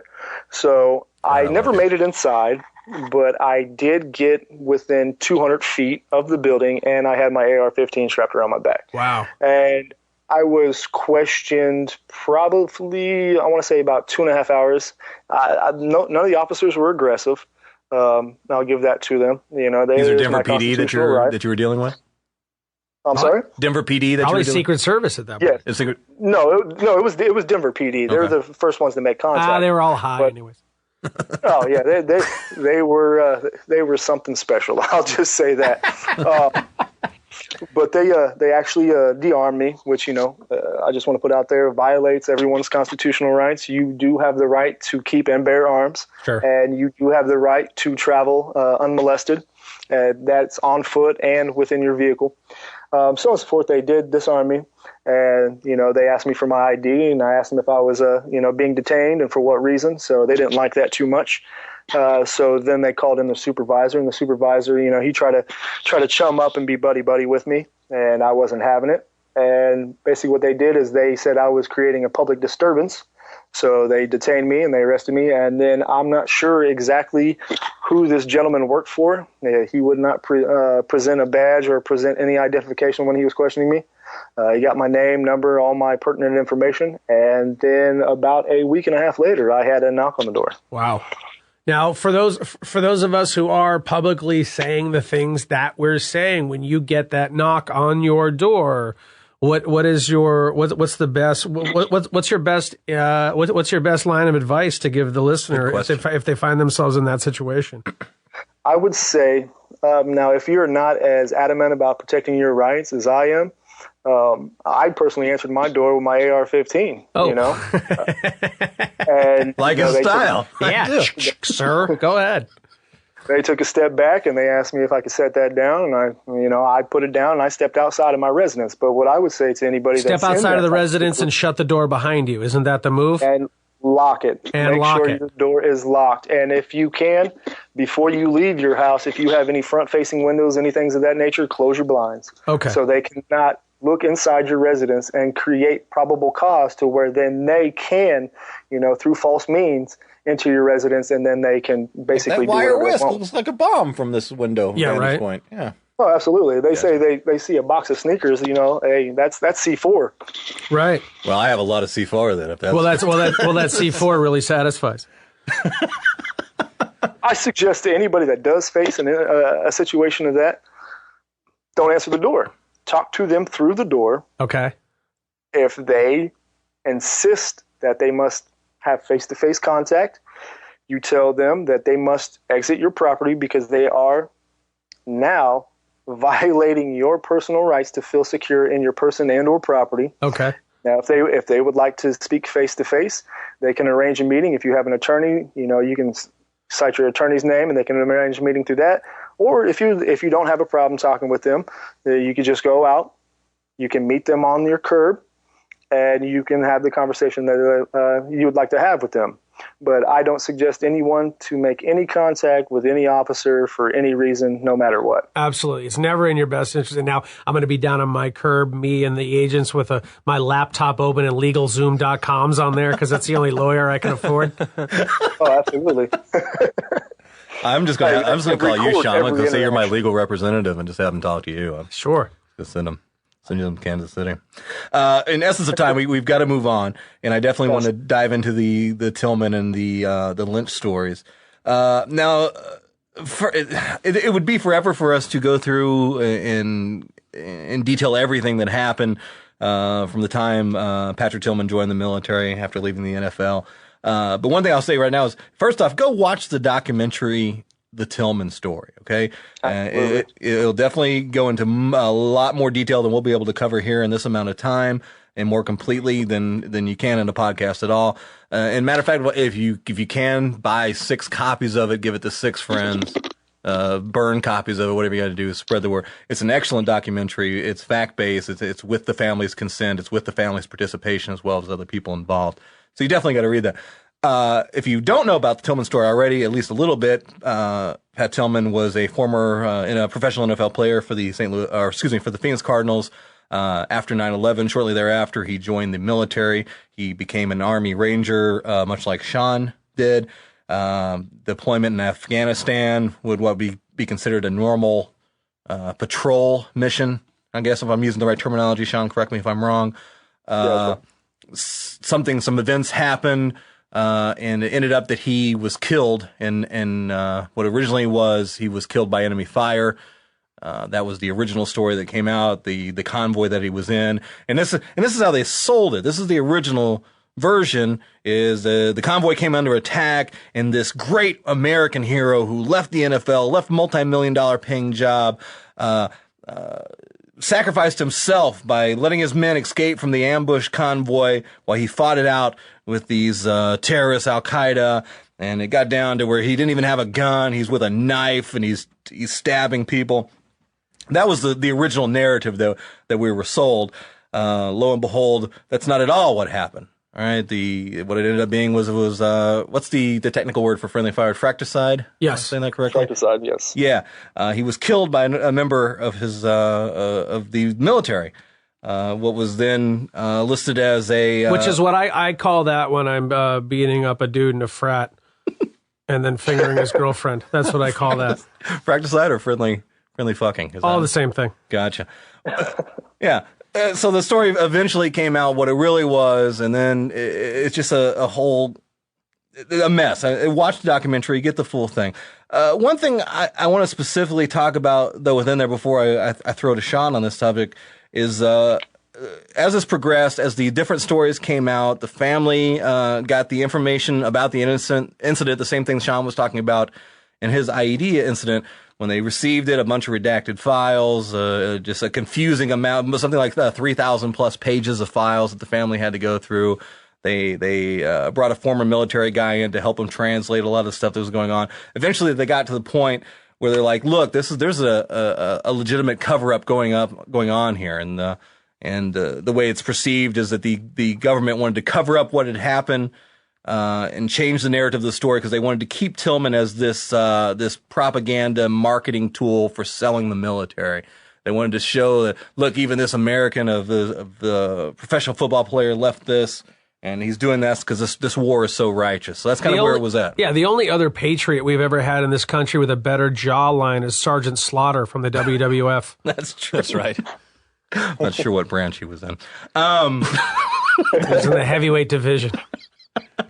Well, anyway, it went on until eventually there was a internal investigation within the Army, which would have been the Inspector General. They basically ended up putting it. The fall guy ended up being General Kissinger. I think I'm saying his last name right. Yes, that's right. Yeah, and he ended up being the fall guy, and that was kind of it. The investigator that was in charge of the family's grievance basically was starting to put him off like, oh, look, this is the end of it. You know, we're not going to deal with it anymore. He actually had some interesting quote. This is a quote from the investigator. I'm trying to find where it is in my notes right here. Basically, he went on a radio interview after the decision was made, and he was kind of laying it off on the family as them being too needy or being too victimized, and he actually blamed their atheism as why. Sure. Like the track that he was saying. I'm trying to think. I've got written it down here somewhere. Well, yeah. When a nation full of people who are on your side are all God-fearing, then of course you're going to play to the other side to try to draw sympathy away from the true victims of the tragedy. Right. Okay, well, I can't find what it is on here, but basically they were blaming it on his atheism because they didn't believe in life after death and having problems. So it was really a sham. After that, and I think I'm tracking it right. After that story had happened, eventually a memo came out, a top secret memo, which was called a P4. Am I right on that, Shawn? Yeah, that's P4 correct. memo. That surfaced after the internal investigation that ended up in the internal investigation, to remind you, they said it stopped at General Kissinger, who was basically, and Shawn, what was he in charge of? I know he was kind of the CENTCOM commander. Was that correct? CENTCOM, yes. CENTCOM commander at the time, a 3-star general. They said it ended with him. That was the findings of the Inspector General's investigation. But after that came out, and after the advocate that they had went on the radio saying those things about the family, it was basically 2 days after that a P4 memo, top secret memo, was leaked to the media, and in that it found out that there was a warning that was sent 7 days after Tillman was killed, and it was sent to all the major generals above Kissinger, basically saying, look, we need to warn the president to make sure that he doesn't give any speeches or say anything that would cause embarrassment if, that's specifically in the memo, if the truth about Tillman's death came out. Wow. 7 days after his death, and it acknowledged, within the same memo, it acknowledged that he died of friendly fire. 7 days after his death. Let's I mean, isn't that the smoking gun and the whole thing? How do you get away with that if you have have that memo? That was part of it. Well, we already know. Shawn already proved to the fact that the narrative that comes out is never the truth that really what happened, and it takes a lot of time, and it takes people being honest in their experience and sharing what happened. And I watched the latest documentary that came out with the two people who were involved with that, who might have been the person pulling the trigger and the person who was right alongside Pat when he was killed. Right. And they now they're speaking out about it, you know, and it's one of those things where, you know, it would serve humanity better to have truth exist in real time, but that hurts the economy. Right. Here's what it was. It was 7 days after Pat's death and a full month before the family was told Pat's real cause of death was when this memo was leaked. So clearly it was obvious what was going on. Well, eventually one thing led to another. And again, I'm brushing over a ton of stuff, so please watch the documentary to get the exact facts. Eventually it got to a point where there was actually a House of Representatives investigation, a hearing to find out what was going on with the Army's investigation. So they basically, it was a congressional hearing into the Army's, it was kind of a bullshit thing too. And to illustrate that, I pulled a couple of audio samples that I wanted to play. And this is kind of like the beginning of the testimony and the end of the testimony. And in the beginning, you're going to hear this first sample. You're going to hear Pat's brother Kevin, who was also in the military, also a Ranger. He's going to open up, give the opening testimony, followed by his mother. And then listen to that. We'll comment on that before we start playing the other ones. So go ahead and play that one for me, Tony. My name is Kevin Tillman. 2 days ago marked the third anniversary of the death of my older brother, Pat Tillman, Spear, Afghanistan. To our family and friends, it was a devastating loss. To the nation, it was a moment of disorientation. To the military, it was a nightmare. But to others within the government, it appears to have been an opportunity. A terrible tragedy was transformed into an inspirational message that served instead to support the nation's foreign policy wars. After the truth of Pat's death was partially revealed, the Army was now left with the task of briefing our family and answering our questions. With any luck, our family would sink quietly into our grief, and the whole unsavory episode would be swept under the rug. However, they miscalculated our family's reaction. Through the amazing strength and perseverance of my mother, the most amazing woman on earth, our family has managed to have multiple investigations conducted. However, while each investigation gathered more information, the mountain of evidence was never used to arrive at an honest or even sensible conclusion. That is why we ask Congress, as a sovereign representative of the whole people, to investigate Pat's death. Anything less than the truth is a betrayal of those values that all soldiers who have fought for this nation have sought to uphold. Thank you for your time. Thank you very much for your testimony. Ms. Tillman, I know he was speaking for both of you. Is there anything you want to add briefly? Or I would like to say we have been asked over and over again, well, what can we do for your family? How can we appease you? And it makes me sick.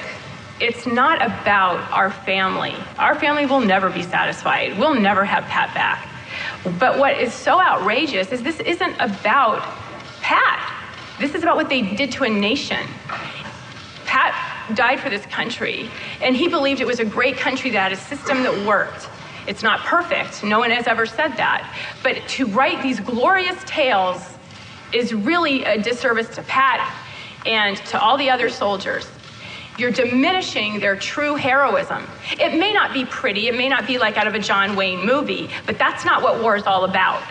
It's ugly, it's bloody, it's painful. Everyone should understand what's going on. And we shouldn't have smoke screens thrown in our face. So that's the opening testimony from Kevin Tillman. Now take it all the way to the end of these. It was a multi-day hearing type event, and what you're going to hear now is the very closing statement from Henry Waxman, who was the senator who was in charge of or overseeing the hearings, and these are his concluding statements.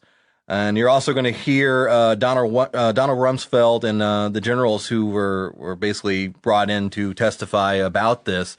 And you're going to hear kind of their response. It's going to be a whole lot of I don't recalls, and I want you to keep in mind that during the time of these hearings, Rumsfeld and the other military officials said, "I don't recall," or similar responses 82 times.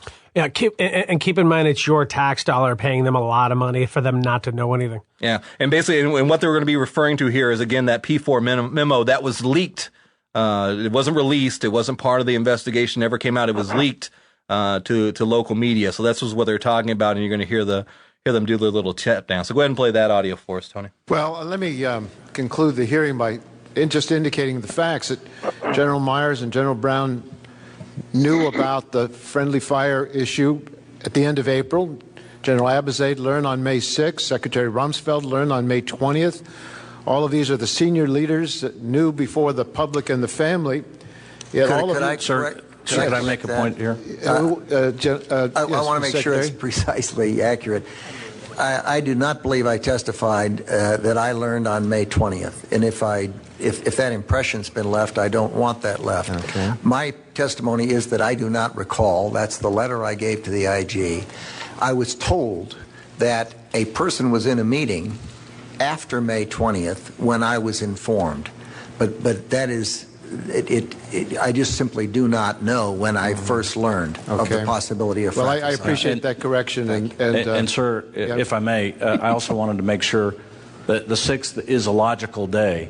It's not the day. Okay. The day is somewhere between 10 and 20 days after the event. It's the best that my staff and I could come to the conclusion. Well, you were all very busy. There was no question about it. Sir, one other thing, if I could interrupt to also correct it. Your statement was that I knew about the friendly fire. I knew that there was an investigation ongoing about the potential for friendly fire. That goes for me too. That's exactly right. And for me as well. Okay. Well, you all knew or didn't know within that time frame, but it appears that all of you had some indication before the ceremony where the world was being told that Corporal Tillman was killed in the line of duty. He was getting the Silver Star. There was a memorial service where this misinformation was given out, and you've all admitted that the system failed. So I just think that the public should have known, the family should have known earlier, whoever was responsible, but none of you feel that you personally were responsible, but the system itself didn't work. Ironically enough, the president could have called you all in and said, why didn't I know about this when there was a P4 memo? But somehow or other, it seemed like the president avoided any embarrassment as well. So maybe somebody did know at the White House that this was likely to be a friendly fire on more thorough investigation. You've been here a long time. I appreciate you taking the time to be with us. We're obviously trying to find out what went on, who had responsibility, who dropped the ball. The system didn't work, errors were made. That's too passive.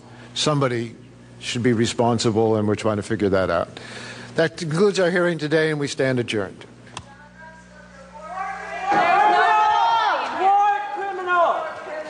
Nice to hear the protest. Where did they get my comedy audience at the end of that to go in and yell at those guys? No kidding. But again, you've got to watch the documentary, and also if you like, you go on YouTube and watch the hearings. But that kind of paints the picture of what was going on, and these guys shucking and jiving at the end just to make sure that everything was clear, that they didn't know what the fuck was going on. That was a CYA campaign the whole time. All the way through. You cover my ass, I'll cover yours. Some more evidence, just a couple things I want to point out before I turn over to you, Shawn, is the memo contained a warning that the president must be informed of Pat's real cause of death, so the president doesn't make any statements that would be proven embarrassing. That was what was in the P4 memo. And if you need evidence as to how far that went, the warning came 2 days. This memo went out 2 days before Pat's memorial.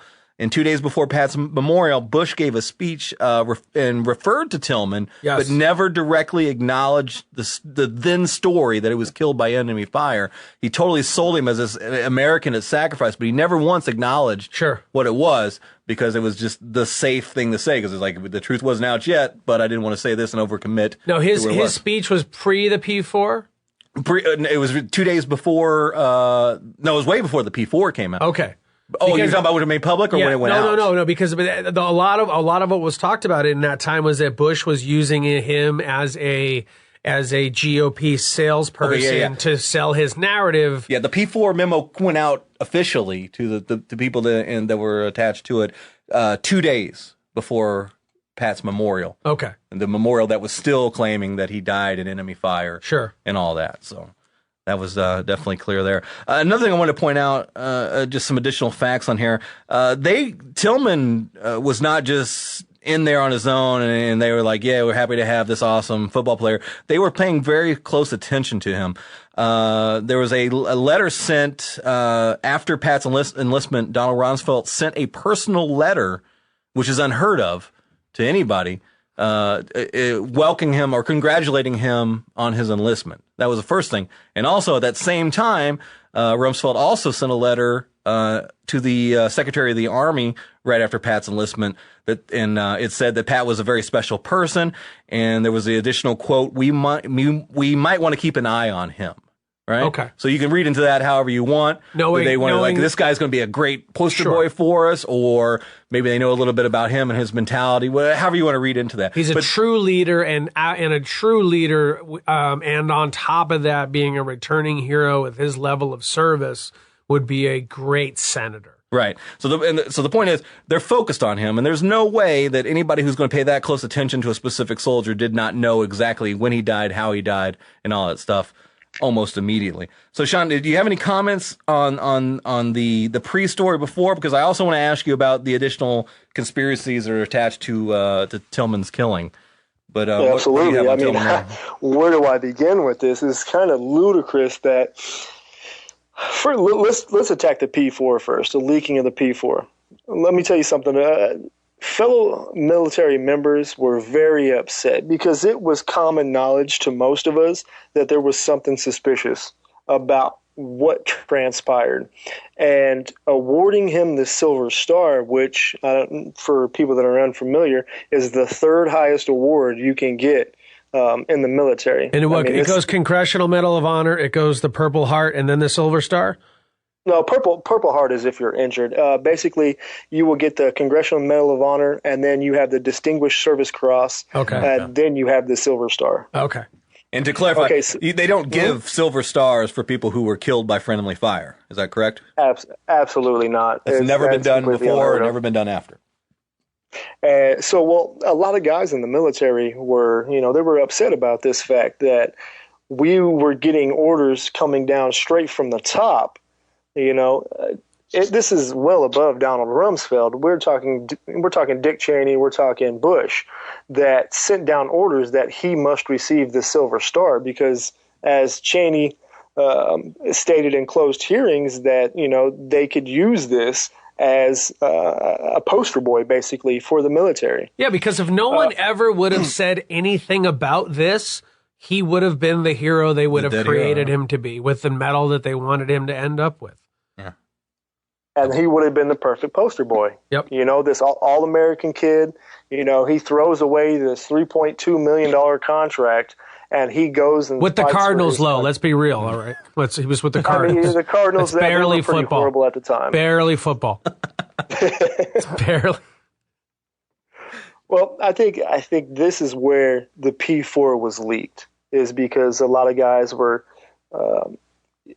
they were very upset that he was awarded this Silver Star. So I think that's initially how the P4 was leaked. So the leaking of the P4 was not about getting the truth out. It was about undermining the Silver Star then. Absolutely. And this is going to sound kind of horrible, but this is just the mentality of a lot of military members. The thing about Pat Tillman is within the Ranger Shocks, no one likes a standout. No one likes a hero.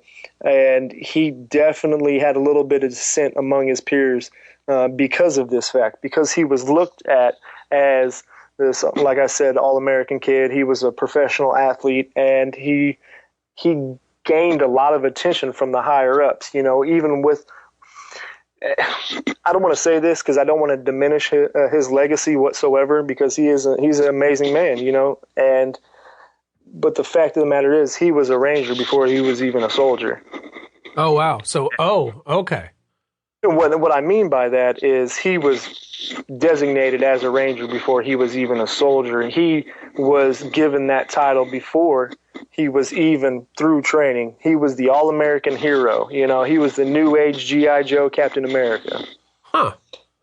So this, you know, among the ranks, you know, especially with the brothers in arms, you know, and I say brothers loosely, is that he wasn't this, you know, beloved individual by everyone. And it was mainly just because a lot of it was, you know, selfishness, and individuals wanted to look at themselves higher, you know, than, you know, some professional athlete coming in and thinking he's just going to kick ass and, you know, he's going to lead the fight. Well, it's Joey. It's no different than us being comedians, and all of a sudden an actor who might have been in a movie goes, "Oh, I'm going to come out and do some comedy," and they get a spot in a club that they had no business working their way up into, and then they eat a bag of dicks because they're not funny. But they think because they're an actor, they're allowed to come in at our level and not put in the work to do that. It's almost the same thing. Pretty much. I'd totally shoot somebody in the face for that. That would. What's wrong with you? No. Tony, is somebody knocking on the door right now because Joey's trying to kill actors? Do you hear that? They're walking up the steps. They are coming up the steps. For you. Do you have any idea who you thought released that memo specifically? You know, as far as specifics, you know, I have no idea. I could only go to, I thought it was, make assumptions. Just based on everything that I've been reading, I thought maybe it was General Kissinger who did that, because he was the fucking fall guy. And that's how they did it. It was like after the Inspector General investigation, like his wife's watching the news one day, and like they come on and like, yeah, this is what happened. He was killed, and we're blaming it on this guy. He's like, hey, honey, you might want to come watch the news. They're basically putting Tillman's death on you. They stripped him of one of his stars, and oh wow, yeah, the whole deal. So they just fucked it. That's why he's actually in the documentary. He's like, he was probably fucking pissed. Absolutely. Yeah. So he was like the fall anytime guy. Those military, isn't it normally, don't generals lose stars because they'd stop playing the game that they agreed to play? Oh, absolutely. You know, anytime a general loses stars is like a general losing his balls. I mean, if you go down in rank, it doesn't matter what you are in the military. So, you know, say me being an E5, if I were to go back down to an E4, that would be like losing everything that I had. I would lose all respect for my men. I would lose my position. I would lose who I was as an individual. And in such a respect-based society, to undermine somebody by just changing their title is the ultimate damning thing you can do to somebody.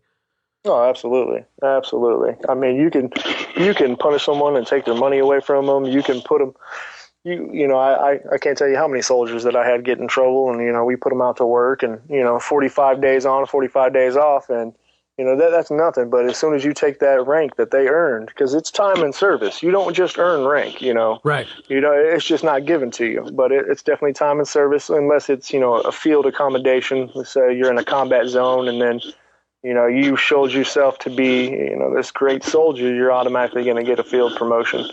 But, what else? Yeah, you take. I'm sorry. Go ahead. Go ahead, Sean. No, I was just going to say, you take rank away from an individual, that you've lost your life, you've lost your identity. Yeah. So who knows? What else do you have on Tillman?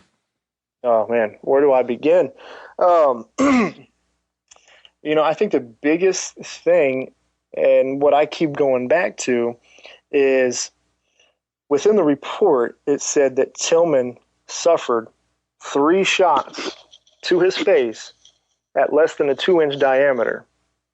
Now, when we're looking at anybody that, you know, target shoots, somebody like myself or any other military member that has been trained and specifically in combat scenarios, the fact that he had the diameter that he did shows that he was specifically targeted.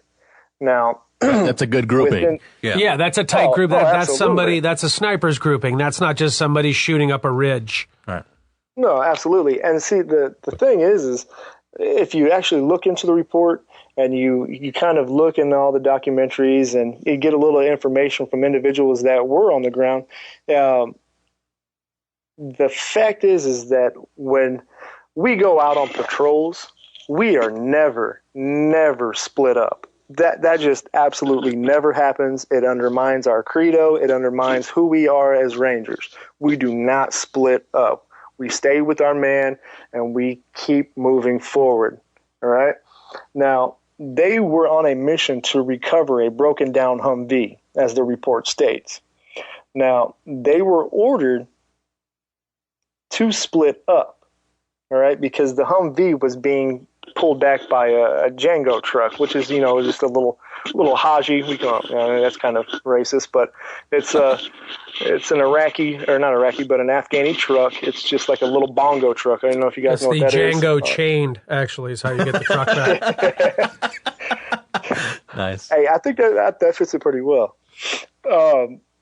Basically, they were split up because there was supposedly some fire that was received, but it was not targeting them specifically.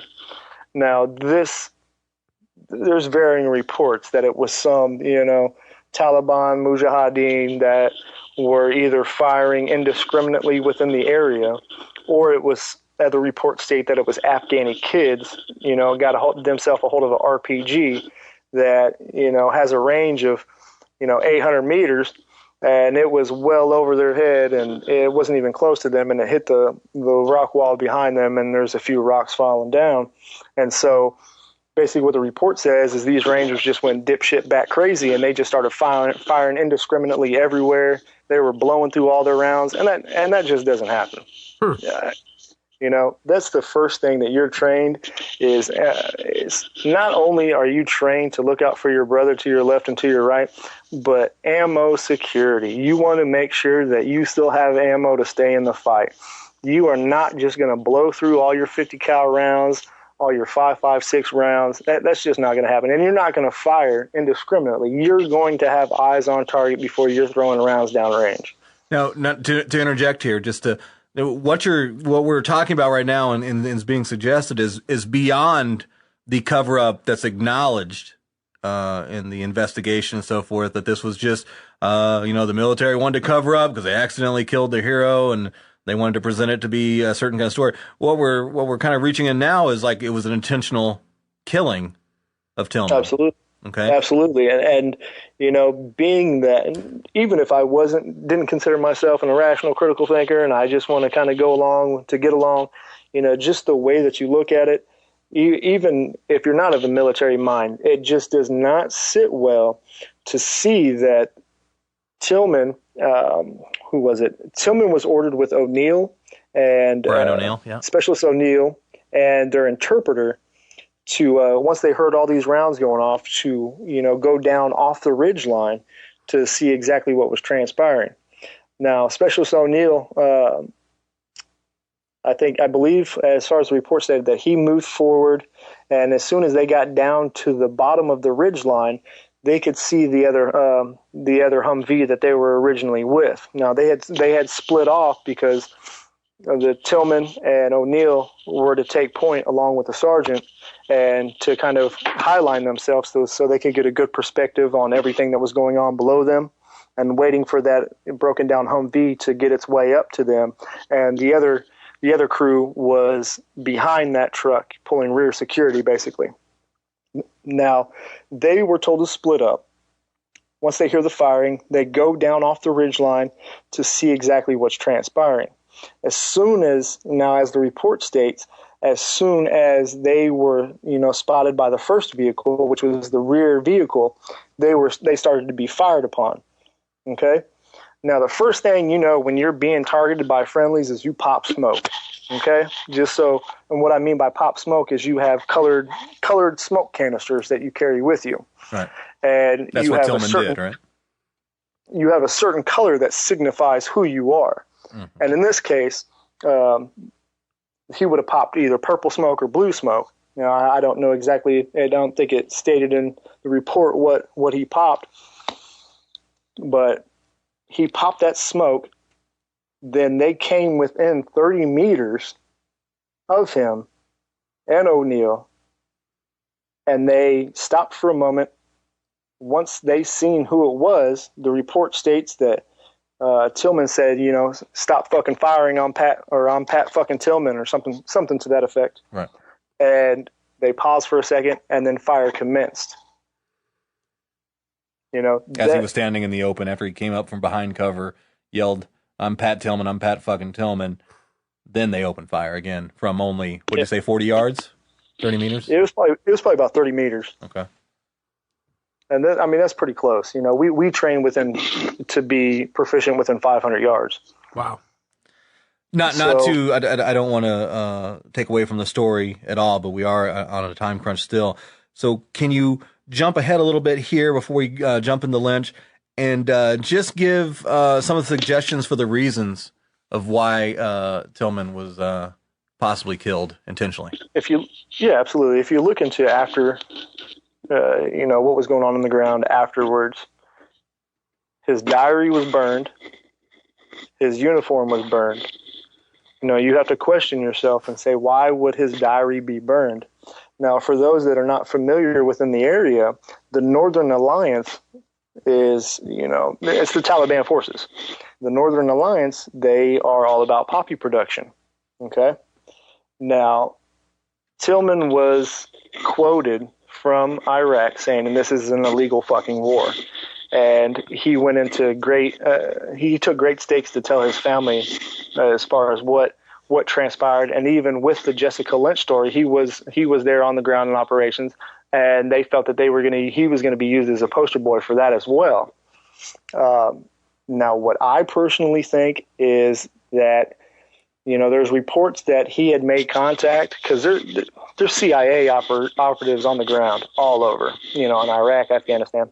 I personally believe that he made contact with one of these, and he was going to release some information as far as possibly the U.S. Army was helping not only cultivate but actually move some of this opium and heroin that was being produced. Just want to point out that since 9/11, heroin use in America has skyrocketed. So point that out. Sure. Yep, absolutely. If you look all across the eastern seaboard, as soon as we invaded Afghanistan, it went, I believe, let's take, what do they say, Philadelphia. I think the numbers went from, it was the 62 arrests within, I think it was a 3-month time for heroin possession. And then a year after a year after we invaded, that same county reported 640 some arrests for heroin possession. Sure. Because they know if they can guard that cash crop and then they have the ability to funnel those drugs into the country, then people are going to become addicts. The crime that goes along with that, and then this private prison industry system is going to be chock full of new victims to go in there and spend the rest of their free time when they're just people with an illness. That's the saddest part of it. Right. Absolutely. Before again, I'm sorry to rush. We're just pressing on time. Before we move to Jessica, was there any other angle within the why they would have killed him question? I can't see any other logical reason why they would, unless they wanted to make a play to turn him into the all-American hero, the patriot, the man that gave his life up for his country. Okay. Fair enough. Yeah, it almost seems like they had the narrative in place and they had the story ready made for them to be able to sell that, and then the people inside didn't like the way that was going down, and the people politically opposed to that said, well, we also have skin in the game to really say what really went on here, and then screw up that story as it was being sold. Lies for lies for lies. Exactly. Yeah. That's crazy. Because it doesn't matter who tells the lie, as long as you tell the last lie, that's what's going to be believed. Exactly. All right. And I think one final point that I want to make out, and before we move on to Jessica, if you don't mind, please, is, if our federal government is willing to lie to us about such incidents as Lynch, as Tillman, do you not think that they would be lying to us about other factors such as September 11th, the stock market crash in 2008, the anthrax scare, which we obviously seen was bullshit as well? Sure. I mean, these are the things that need to get the people's wheels turning to actually think outside the box. Right. I'm 100% in agreement with you. Let's knock out the Jessica Lynch story. And you were much more familiar with that, and you were actually boots on the ground in Afghanistan in Iraq when that happened, correct? Yeah, absolutely. I was actually in Al-Nizara when that was transpiring. I was operating within Al-Nizara with a Special Operations Battalion, and we also attached to a Marine Recon unit. And now, as far as the DOD story goes, the initial story... Yeah, I was going to ask you, was tell us the original story, then tell the story of what came out and what actually happened. Okay, yeah, I'll try to keep it condensed as well. Please. Now, as far as the DOD story that was released, is Jessica Lynch was basically this all-American girl, come from West Virginia. Her convoy was under attack. She was an 88 Mike, which is a truck driver. She took an RPG round, and she was basically kidnapped by insurgents and then taken to a hospital at Saddam Hospital and basically held captive for 10 days, I believe it was. Now, what really transpired... Well, tell also what they said happened as far as rescuing her, what the original story was on the rescue. Oh, well, the original story as far as the rescue goes is they basically assembled a group with PJs, which is pararescue jumpers from the Air Force. You had Navy SEAL operatives. You also had Rangers, and you had Marine Recon Forces. And basically they also attached with them a camera crew, which should kind of ring a couple bells. They don't take a camera crew on all these battles and Come engagements? on. Come on. Of course. All these soldiers don't have GoPros? They're not all shooting reality shows on all these missions? Who's handling craft services at this time? I know. Was it craft services? Do you get a movie credit on that? Nice. Go ahead. I'm sorry. No, you're absolutely fine. That's the discussion that needs to be happening. Now, basically what transpired is they found out where she was being held captive.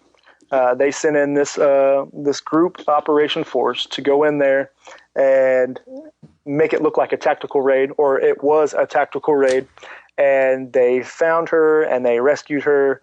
And then this cinematography, just this masterpiece that it was produced, was released to the public to show that a little 5-minute video clip of saved our girl. Sure.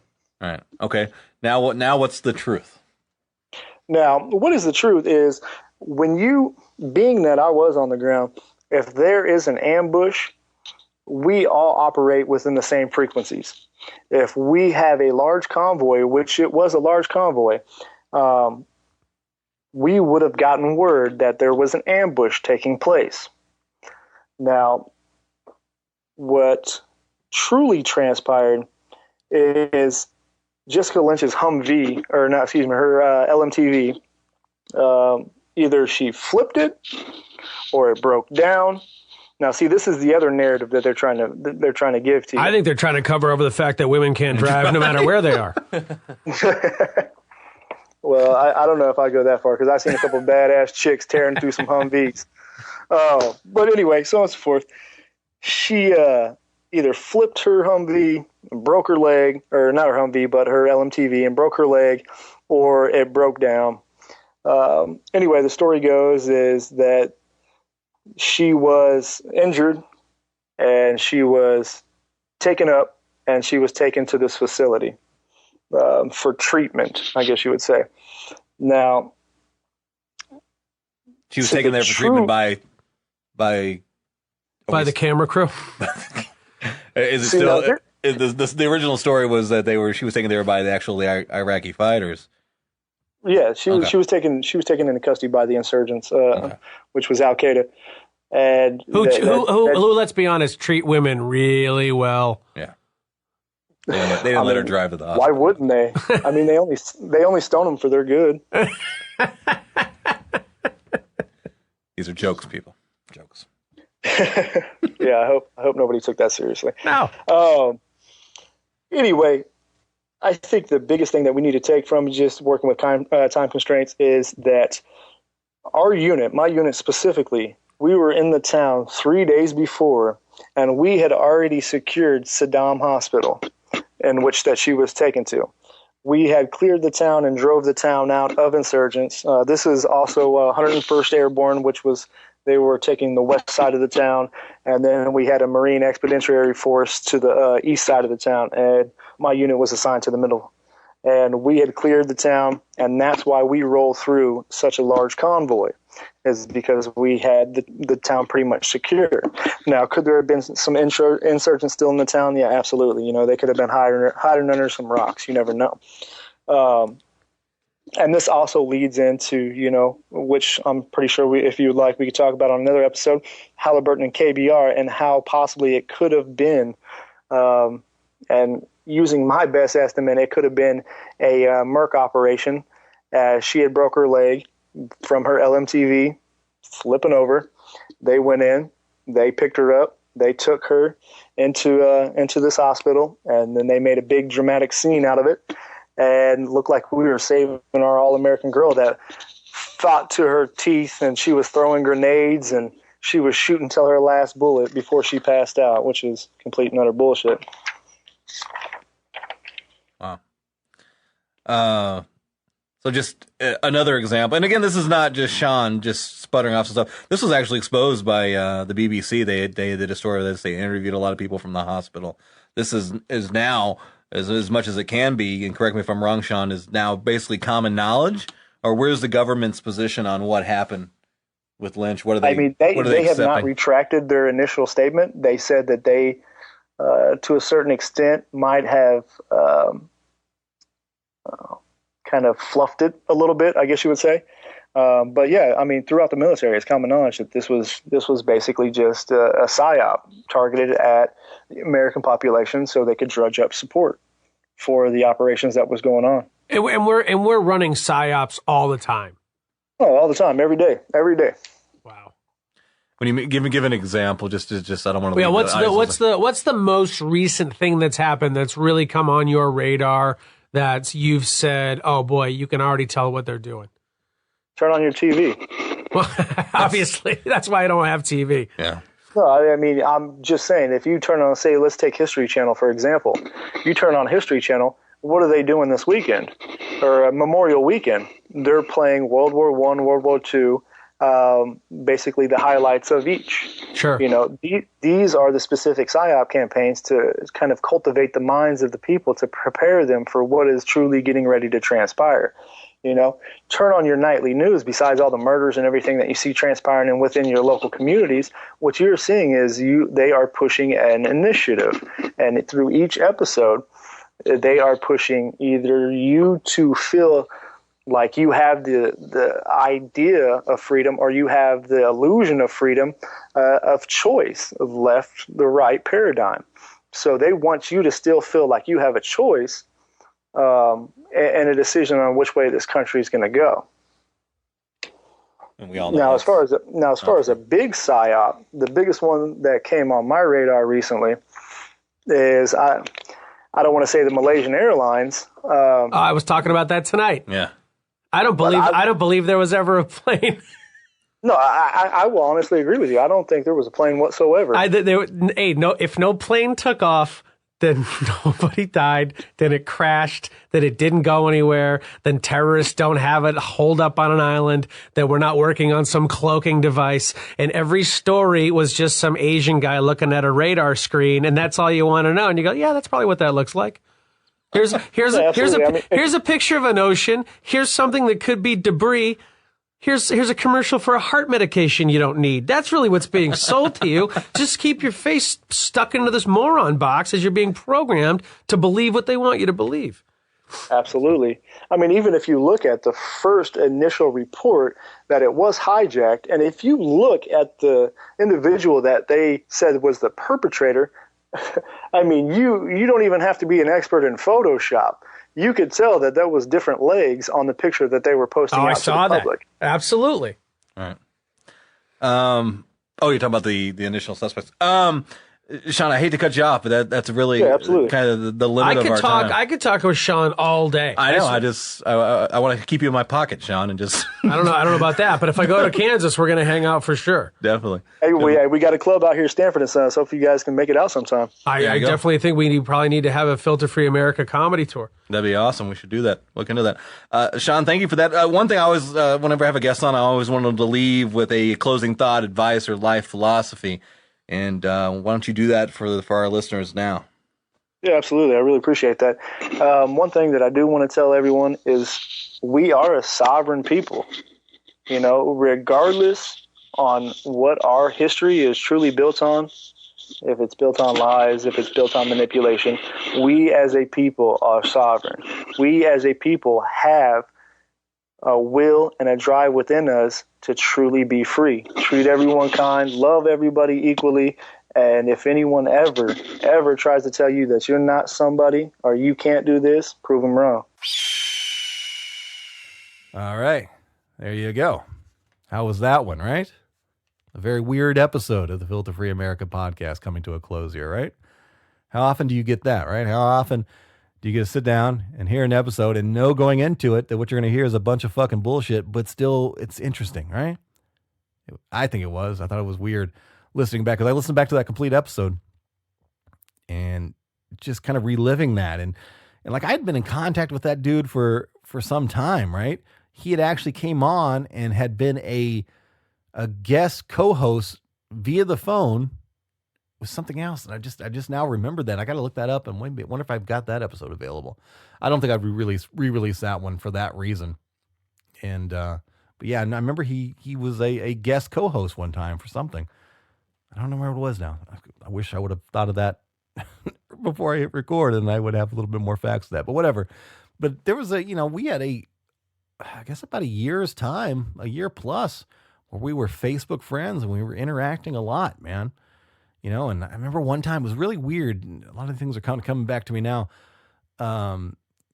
He had planned to be in the Twin Cities area, right? He was like, and I had planned for he was going to come in. He was going to come be a guest on the podcast in person and all that. And it was like the day of, we were expecting him to be in town.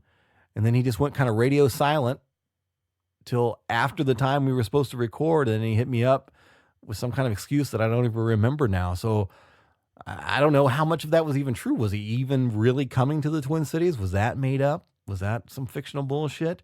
Was he in town? Did he get cold feet? Did he not want to, whatever? So it all kind of made sense after the fact, after the truth of who he was came out. So I don't know. But again, like I told you in the beginning of the podcast, if nothing else, if you take nothing else from this episode, just take that that there are people like this in the world, right? People who have the ability and the skill to present themselves as something they are not, and extremely different than who they really are. I mean, going from private to a retired staff sergeant, former Army Ranger, former Blackwater employee is a hell of a fucking stretch, man. Right? I don't know, man. It's a weird world out there. It's a weird world filled with weird people. Okay, I spit my W's out right now. Got a little cotton mouth. Not even high. But I don't know. But thank you guys for listening to that. And also, I'm sorry, I had almost back-to-back episodes of classic re-release episodes. And I'll be very honest, it's because I've been super busy as of late. I started a new job that's a tremendous amount of hours right now, and which is good because I definitely need some money, some income coming in here. And it's making me some pretty decent money too. So I needed that, but I apologize because I haven't been able to record as much. That said, I've got a couple emails from a couple people who are interested in being guests. I've got another interview lined up. I should probably record today or tomorrow. It's going to be an interesting episode. So I'm going to have some fresh content coming soon. So the next episode you hear, I promise you, is going to be a new episode. Also that I'm also trying to work out a new format of a different type of episode that I'm going to intermix into the stream here as well. So there'll be some more content coming at you pretty soon. So I appreciate your patience. And I know it's been, 2 weeks since a new episode has been posted, but whatever. I love you guys. I appreciate your support and appreciate all the emails and all the messages I've been getting lately.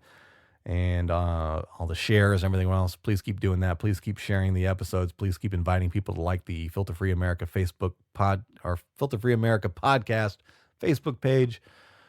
Please keep reviewing the podcast, especially if you're on iTunes or anything like that. Please leave those reviews. Please leave those reviews. Please subscribe and leave those reviews. It's super, super helpful for me to grow the audience here. So I appreciate all that stuff. All right. Make sure you spade neuter your pets and children. Make sure you keep seeking the truth, especially when you're dealing with fucking liars. fucking liars. Keep seeking the truth.